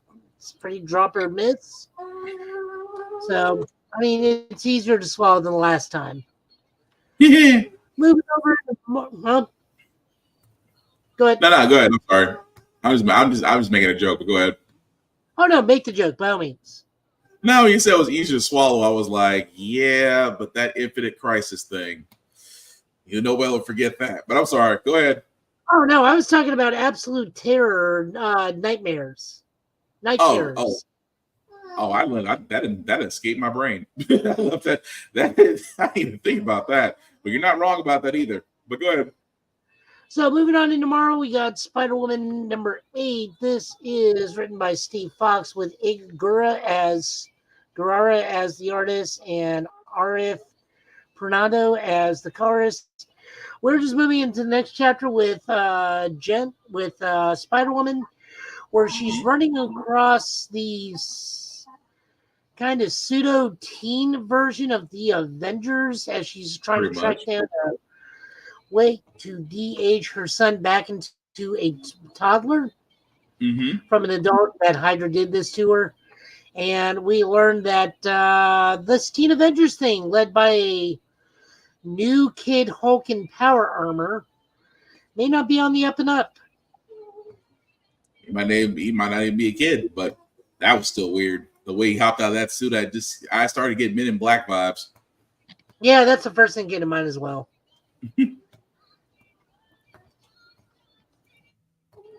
But no, still a good issue. Next issue, we got Dracula #2 of 3. This is a Blood Hunt tie-in. This is written by Danny Lore with art by Vincenzo Corrado and colors by Daniel Cruel. Pretty much just Blade's daughter learning that her destiny is, so you got to kill your dad. And Dracula's like, yeah, you got to kill your dad. We need to get the vampires under control. And she gets a heart-to-heart with Daredevil. That was a therapy session. I'm going to call that what it was. Oh, yeah. No, that was definitely a therapy session. There was no way around that. But I just love the fact that Dracula just came in there and was like, okay, are you done? Because we have things to do. And just completely just sat there and just told Matt, you insignificant creep. in the most English way you could insult somebody. He's like, you're insignificant and you're in my way. Please move. As you literally throw him into a building. Pretty much. Which great. I enjoyed it. It was fun. Yeah, it was good. It was definitely a good issue. It just killed me how Dracula is just immediately annoyed with everybody. He's like, I'm trying to solve your problem, but you guys want to sit here and go on all these different tangents. But it was still a good issue. Black Panther Blood Hunt #2. There's not a lot of Black Panther in this Black Panther issue. It's mostly all the gods. Like, okay, they're starting to desecrate the temples. We got to actually do something. Oh, Black Panther is also here. I was gonna say, it's bad when Bass and Khonshu have to be like, yeah, we gotta work together, which is so weird. It's so weird to see the Egyptian gods and the African gods literally have to have a powwow. That's saying a lot. I like that they actually denote that Khonshu is an African god. He's just an East African god, while the others are West African gods. Like, they actually denotes, like, no, you're on that side of the room. Stay on your side of the room. What did he say? You're on that. What was it? You're on that side of the river, or something like that. Yeah, something like to that degree. Yeah, because he was like, he tried to claim it, and Bass, the other was like, nah. But yeah, it was crazy that that the river god takes a challenge and says the only way I can save you is to send you to Atlantis. So does that mean that are we seeing Namor? Are we seeing Namor? Because that's my question. It's like, I'm like, you wound up in Atlantis. I'm like, are we getting Wakanda Forever vibes? Where in this case, it's gonna be Namor that saves you, which is saying a lot, but still, that's kind of the cliffhanger. I'm not gonna be mad about that one. Actually, I don't think we've seen Namor in like a while since like one of the Hellfire galas. Pretty much. Anyways, you're 100% right. You're 100% right. I don't know. One issue I do like that this is primarily more about the African gods because we don't get a lot of that. It's interesting to see what the African gods are like, especially Bast, the African god that gives Gorilla Man his powers. That's still funny. I thought you were supposed to be my champion, and I still have to save your ass. Damn. I was like, that's kind of low down to hear from your deity, but all right. That's just not fair. Mm-hmm. Moving on over, we got Doctor Strange number 16, also a Blood Hunt tie-in written by Jed McKay, art by Pascal Ferry, and colors by Heather Moore. This is a Wong issue where Wong has to fight vampire Doctor Strange, whose body is now inhabited by Strange's evil brother Victor, who's a ghost. Who was trapped in a mirror and is now set free by Blade. Also in the mirror world is still Baron Mordo, Bats, and Cleo's snake, who I have no idea what her name is. Although I'm going to laugh because is Mordo about to help save Strange's body? Pretty much. I just have that sinking feeling that Mordo's about to help, and that Victor, it's like Mordo's going to wind up assisting Wong, and Victor is going to be put right back, or not in a worse situation. That or Mordo becomes an agent of Wand. That too. Still, Mordo and Wand. Jesus. Not bad.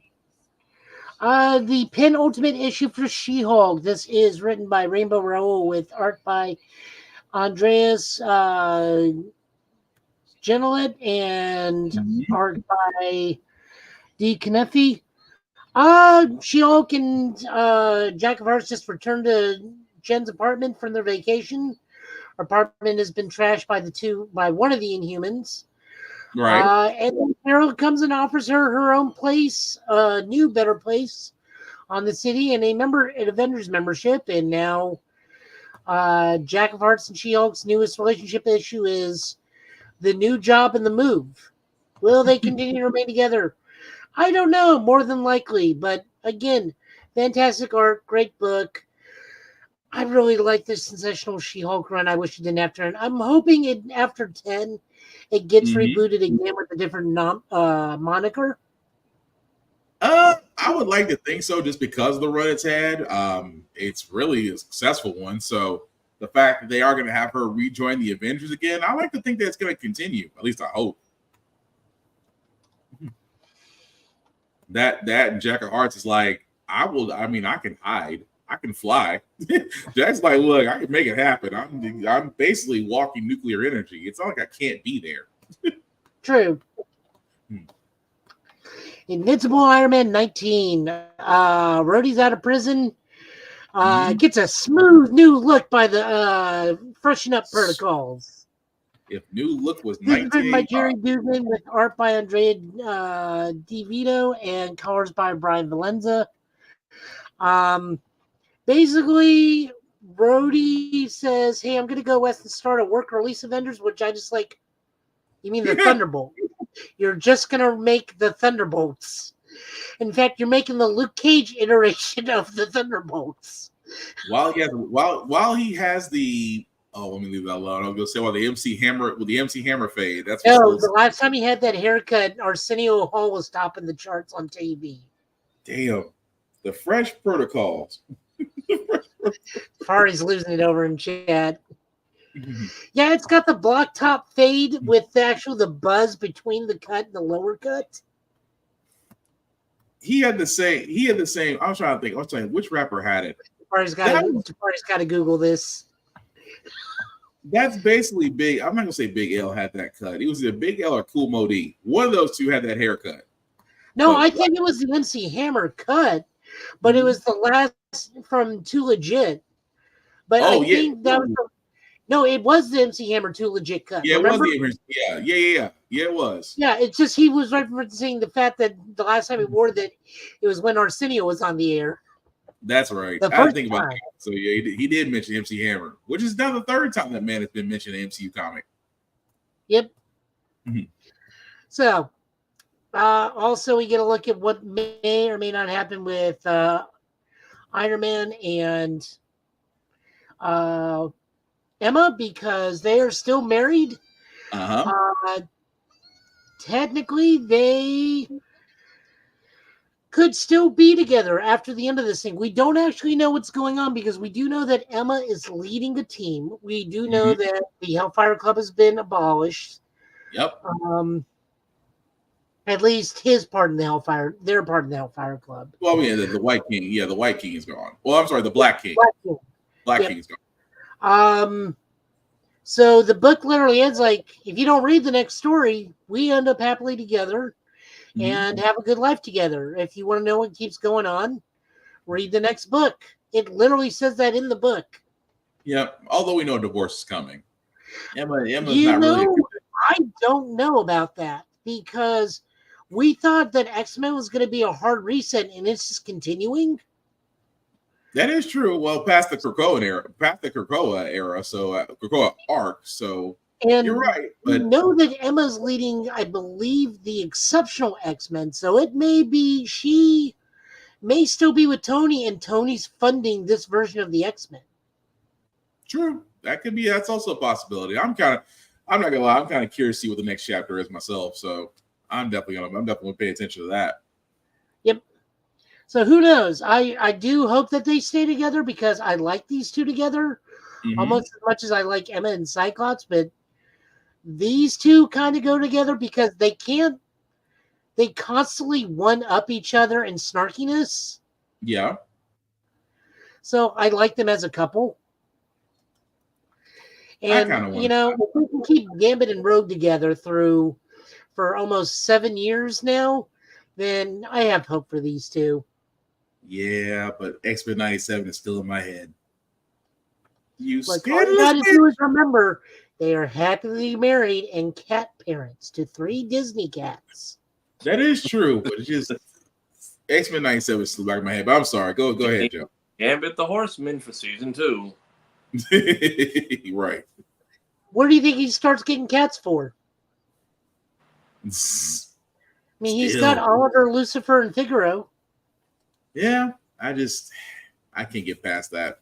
But no, go ahead. Book of the week. Ultimate Spider-Man 6. so good. Henry and Spider-Man go fight the Kingpin. Kingpin beats the level-loving crap out of them. And then he comes home and they're like, the whole family's like, Peter, where'd you get that bruise? I fell. And then May spoils it. It's like, spoils it, and she's like, oh my God, I'm so sorry. I kept it together 4 months. I can't believe it was spoiled right now. And the son is like, so what you're doing is illegal. It's like, technically, yes, but these are very bad people that need to go to jail. So Dad's got to break the law to save people. But the wild part is, I was going to ask about Kingpin. Did Kingpin get upgraded? Maybe. I don't know what the Maker's done to him. Remember, this is the Ultimate Universe, so I don't know what like Ultimate Kingpin is like powers or anything. Because that's my guess. My guess is because again with the marks that was on his body, I was like, this ain't the Kingpin this ain't the Kingpin we're used to, but he looks slightly upgraded, and he kind of had a more sinister tone than what we're used to. But then again, like you said, this is a universe redone by the Maker, so he could be upgraded. It's a question I guess we'll find out later. But I like the fact of, you know, he goes to Harry, and Harry's like, I have a code name. It's Green Goblin. No, that's what they call you. Oh, I kind of like it. He says, what's your code name? Like, we don't need code names. Like, what are you talking about? They call you Green Goblin. Like, who? Yeah. Everybody. The news, the people, the television. Right. It's like, I can think of a better code name. And then he said that the whole time. He's like, no, Green Goblin works. And of course, you know, just to put the icing on the cake, of course, Mary Jane's going to sit there and say, well, it's obvious. You should be Spider-Man. I'm like, no, I love the fact that she names him Spider-Man, but my favorite part is where it's the pause of, where did you get the bruise? And then the whole story is just Peter telling the family, it's like, so here's how Dad became a superhero and nearly died. It's How I Met Your Mother, MCU edition.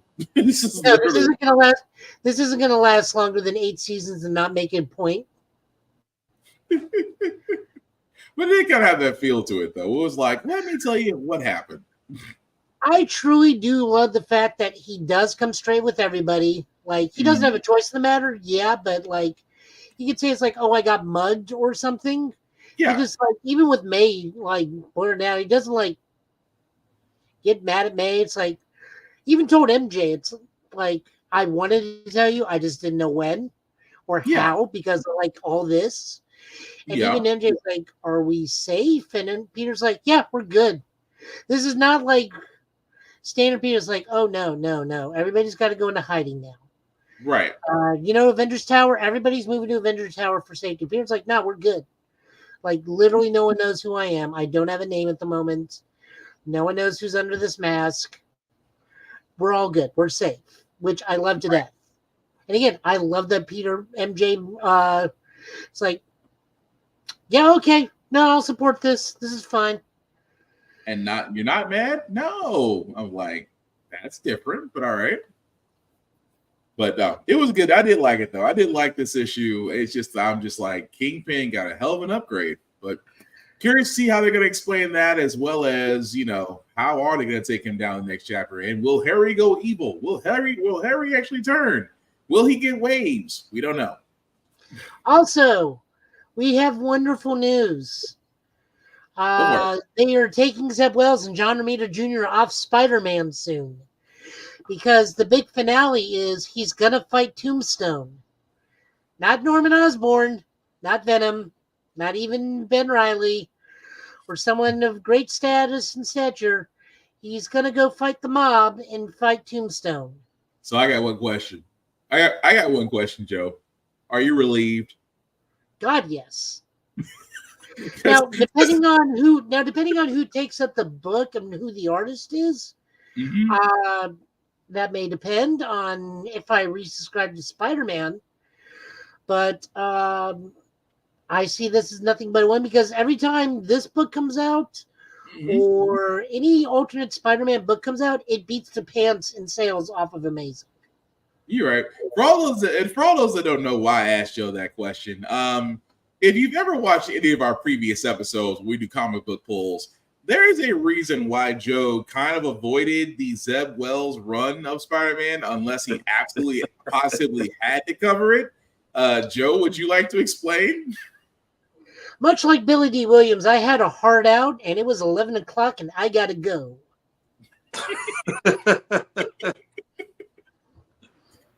Oh, it was just the artwork, and I agree with him. The moment Dark Web ended, that was my heart out. That was my 11 o'clock. It's like, Dark Web's over. I got to go. Which I'll give it to him, because the artwork didn't fit Spider-Man at the time. Spider-Man looked more like an oblong insect than our usual web head. So I give Joe a little bit of hell for it, but I understand exactly where he's coming from. So the fact that they are it's not even that I hated Paul. It's just he became unnecessary midway through the series. The moment they got rid of that sign calligraphy guy and the kids went, that's when Paul should have went too. And I am not one of those people that absolutely die hard need Peter and MJ to be together. But like, let them get back gradually at their own pace. Like, I don't need the marriage undone. Let them get back together naturally, like they were doing in the Nick Spencer run. Yeah. When Peter was about to ask MJ to marry him, right before the whole Scientology, whatever dude from some Spider-Man arc I don't think anybody's ever read. Pretty much. Interappeal thing and caused the Zeb Wells run. Like I maintain, Zeb Wells is great at writing Ben Reilly. He is good. He is good at writing Ben Reilly. He is crap at writing Peter Parker. But still, I know that's gotta make you feel just a little bit better. A little bit better, but like I said, why is your finale going to be fighting Tombstone? Well, you got to clear. I guess you got. Well, I guess with Blood Hut going down, I guess you got to clear everything out. I guess that makes sense. But no, still a good issue. But Did you have another one? I can't remember. No, that's it. This is written by Jonathan Hickman and art by Marco Cicchetto. Gotcha. So that's pretty much it. All right, cool. Well, thank you, Joe, for the pulls. And as we wrap this up, guys, we do want to first thank you all who liked, who shared our podcast, who let people know this is live. We certainly do appreciate that because this podcast cannot run without you guys. So definitely thank you. Like, share, and subscribe, guys. The link at the use of that trolling at the bottom. Of course, I will actually be better about putting that link up to where you guys can see it, like so. To where you can copy and paste it to where you guys can follow us on Facebook and on YouTube and on Twitch. Wherever podcasts can be seen or heard is definitely where you can find us. So again, the more you like and share, the more we appreciate it. We cannot thank you enough. But I'm going to start with you, Sir Safari. Sir, you want to let the people know where they can find you? Yeah, so you can find me under here on all platforms underneath this name. I do skits on Mondays to make them a little less terrible. Currently in circulation, making some jabs at the good folks of Bridgerton. So I watched the Queen Charlotte spinoff, and I'm halfway through season 1, and none of these people know how to talk to their kids at all about anything. Jesus Christ. I also do the editing for Blur's Eye View officially. All of our interviews from MomoCon are officially out. They are about 15 to 20 minutes apiece. So you can please go watch those. Also going to be uploading a few more clips just for that's our Juneteenth present to the world. But please, our last one with AJ Beckles actually dropped a little bit earlier tonight. It's the voice actor for Takamichi, if anybody watches Tokyo Revengers. We also had his fiance, Anatis Quinones. Before that, we had Stephanie Williams, and then we had my friend Claudia McDoom as well. So please, if you can, Blur's Eye View or by name, go check out both channels, take a gander. It's a good time. Happy belated Juneteenth, all. All right. Yeah, definitely check them out because we also did on Blur's Eye View just yesterday had the great Tony Weaver Jr. with us, and that was a fun conversation. But definitely go to Blur's Eye View to check that out as well because that man did definitely have a lot of fun with us. But I didn't know his life story was like that. That dude, that was right. I never would have guessed a lot of what he told us. Exactly. But Joe, you want the people to know what you're up to, sir? I had somebody wish me a happy Juneteenth in the elevator. I was very confused. You guys see what you did. I just told him, you too, thanks. Appropriate response. It's appropriate response, but I did not expect that in the chat. Between that, happy Juneteenth, happy Leif Erikson Day. Yeah. Oh man, go ahead, Joe. I mean, I would have been more happy if they wished me happy Guy Fawkes Day, but you know. Jesus. It's not like they were trying to do like this open party thing in the whole elevator, and there were some black people in the elevator with me. It was just me. That just lets you know that hey, you gave the appropriate response. You did the right thing. Hey, happy holiday. We should be going home or time and a half, but yeah, we're here. Right. No, we had that question got asked at work. Someone asked, like, we getting time and a half? Not for this place. And then she realized, like, oh wait, that was the quiet part. I said that out loud. I was like, yes, you did.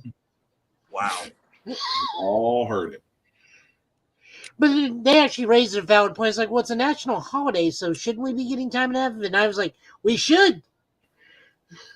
And if you bring not wrong. up the right people, it can get corrected because it's been an issue at a lot of places because I get it, new federal holiday, but it's a federal holiday, so you can't really ignore it.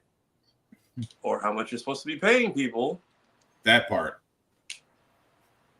But I'm just saying. But go ahead, Joe. That's where you can find me. Joe Italian last name on Twitch, which is where this usually streams. Showa Guy Joe. We will be back up running soon. Tafari has agreed to watch Ultraman Arc with me because he's never seen Ultraman stuff. So I want to see how he feels about Ultraman Plaza and whatnot. I actually got to do like a reaction to that Ultraman movie that dropped on Netflix because I have still yet to see it. Also, I just remembered Shorzy came out. The season 3 of Shorzy started today. I have to watch Shorzy from the beginning. I have to go back and watch it from the beginning because I heard it was so many wonderful and colorful insults. The best thing ever. Goalies are weird. That's all we need to know. Goalies are just weird. They're it's hockey. It's hockey. What else can I tell you? I will be over at a KaiCon. Is it this weekend or next weekend? Next weekend. Oh, thank God. Next weekend. I mean, if it's next weekend, that's a little easier on me. I'll be at a KaiCon. If not, I will be just out with friends or doing my API stuff, Asian Pacific Islander Middle Tennessee Charity Group stuff with them. There'll be a Pride tomorrow, so by all means, that's fantastic. Go march with your friends if you can. I cannot, only because I really dislike going downtown. Also, it's going to be like 100 or something tomorrow. So please hydrate. Take water. Please hydrate. I'm sure I'd look great in glitter. I am just not going to go be downtown. That too. But if you're going to be out and about, especially if you're anywhere in the Midwest or like us in the South areas, get water. Because right now, it's just hydrate. There's no need for you to pass out. Trust me. Right. That's all. I mean, I'm doing switch boxing at 7:30 at night, and I am not sure if I'm sweating that much from the activity of throwing between 1,100 punches or 1,400 punches, or is the fact that I'm doing this in almost 90-degree weather at 7:30 at night. You are really taking the Hame no Ippo training seriously. Yes. Jesus. Although, respect, but Jesus. All that sweet boxing, all that boxing to the sweet, wonderful music of girls just want to have fun and under Cyndi Lauper or whatever music that chiptune game gives me. But yes, a KaiCon, guys, for those that are wondering, it is June 28th to 30th, so next week. If you are in the Middle Tennessee area, or if you do plan to travel to the Middle Tennessee area, definitely check it out. It is a fun 3 days. I've been there. Joe been there. Some of our friends have been there. Several cosplayers that we know have been there. It is definitely fun. It is family friendly. I know some people get a little bit weird about cons, but a KaiCon is definitely family friendly. You can definitely bring kids. They actually encourage you to bring kids. There's activities for them. Different vendors love to give out free stuff to kids. I should know. 3 of my kids get free stuff every time we go there. So again, if you're able to go to a KaiCon, definitely check out akaicon.com. At the same time, you'll be able to purchase your badges. Oh, yes. I will use this as a word of thumb. It's okay to purchase badges at the day of the con. You do get a little bit of a deal if you purchase them ahead. Again, just word of advice. But I'm sorry, Joe, I didn't mean to cut you off. Is there anything else you want to say? No, like I said, I'll just be out and about or taking pictures or doing stuff like that. Tomorrow I'm going to an all-you-can-eat Filipino brunch buffet. Nice. Okay, well, I guess it's my turn. But again, guys, I just want to repeat, thank you all for watching. We certainly appreciate that. Before I get to myself, I do want to talk about Blurred Station. Again, this is the vehicle, myself, Tafari, Room Full of Blurs, Geek by Heart, Navy Montel, I can keep going down the list. Hellspawn Cosplay. We've all talked about Blur. We've all talked about BlurStation.com, just because we did show a little bit of the Blur Station beta phase, so where you'll be able to see movies, television, anime, art, special effects, you name it. This is the vehicle that we said was going to be great for people of color and for blurs and for nerds to come on and to be able to enjoy something that is the equivalent of Amazon, Netflix, Hulu, Amazon Prime. And at $10.99 a month, again, $10.99 a month is all you're paying for to view Blur Station. At the same time, guys, if you do decide to join us there at Blur Station, once you hit the Join Now button, if you'll just go to the Blur's Eye View Affinity membership, and from there, under the Affinity Influencing Partner, you can select myself, Black Spartan, or Tafari at Tafari TV. Either one of us, it just helps out the cause, but we would appreciate it. And like I said, it's $10.99 a month. After 36 months of paying $10.99 a month, guys, you will have the option to own a piece of Blur Station. Now, I don't know about you. It's a whole lot easier to earn a piece of a conglomerate like Blur Station than trying to pay an assload amount of money and go through E-Trade or Fidelity Investments just to get some shares of stock from Hulu or Netflix or Amazon Prime. Again, this is the vehicle that we talked about, guys, going forward, that this is where we can show off our content, to where you can see our shows, you can see news like the Blurred News Network that's coming out. And again, this is just things that are coming down the pipe that you will see in the coming months. But definitely check out BlurStation.com. Again, Blur's Eye View Affinity membership, Black's partner, Tafari TV. We would certainly appreciate it. Now, as for myself, guys, you can usually find me, Black_Spartan615 on the interwebs, pretty much covering everything, even gym stuff, because I do believe in finding peace between the weights. At the same time, guys, you can definitely follow me. I'm a pretty social guy. I like to talk to everybody. Just don't make it weird. That's all I ask. At the same time, guys, like we talked about, Get Bit Podcast can be found on YouTube. It can be found on Facebook. It can be found on Spotify. It can be found on almost Apple, where I need to really fix that problem. It's kind of been a nagging thing. But pretty much everywhere else where you can find, where you can watch or listen to your podcast, or both, you can find us there. At the same time, guys, again, we cannot do this without your support, so we do thank you very much. Please like and follow. I will follow back. Again, just don't be weird. That's all I ask. But as we wrap this up, guys, again, we will be back here, same Get Bit time, same Get Bit channel next Friday, hopefully. Aside from that, any last words, guys, that we have before we call it a night? I got nothing. Have fun. Go watch Inside Out 2. It's a great ride. Yeah, go watch it. Yeah, Inside Out 2 is a great movie from what I've heard. Actually, my niece and nephew went to go see it. Joe, what about you? Join me on Monster Hunter. I gotta buy it first. What are you talking about? It's free right now on PlayStation Premium. Yeah, I gotta buy my membership. I gotta rebuy my membership. Better than me. I'm about to say I have to rebuy my membership for PlayStation Plus, but I'm gonna do it. But yes, aside from that, guys, the last words we'll say again, we love fandoms, we love them, we share them, we debate them. We even have healthy arguments. The last thing we want to be, guys, is toxic gatekeepers. We don't want to sit there and knock somebody because their tastes are different than ours, or that we think we're superior. We believe that fandoms are for everybody. They're a way to bring people together. They're a way to have healthy conversations. They're ways to bring people into experiences that they've never known. So simply put, and also for cons, I meant to say this rules as well, because cons are happening. 3 really quick rules, guys. Respect the cosplayer at all times. Cosplaying is for everybody, regardless of your height, weight, sexual orientation, or preferences. The only thing that we ask you to do is don't do blackface. Don't do blackface. That's the only thing we ask you not to do. Number 2, grooming is everything, guys. These cons have next to nothing in space, and you will be walking right next to a person that's going to be like sardines in a can. Please, guys, wash your ass. Please use deodorant, use lotion. It's okay to use cologne. Just don't go over with it. But again, be clean. We would appreciate it. And number 3 is the same rule when you're going to a con. Be nice. Be kind. It will get you a lot farther than being a dick. Because if you're a dick, they get a guy like me who has no problem being security and showing you the way out. So again, 3 simple rules, easy to follow. But yes, with fandoms, simply put, share them, discuss them, invite people. That's how we can make these fandoms be better than what they are, and we can eliminate the toxicity. But aside from that, don't be a dick. That being said, guys, I've been Will. He's been Tafari. This has been Joe. Thank you for watching. We certainly appreciate it, guys. Please take care of yourselves and each other, especially in this heat. Hydrate and go have fun. Peace.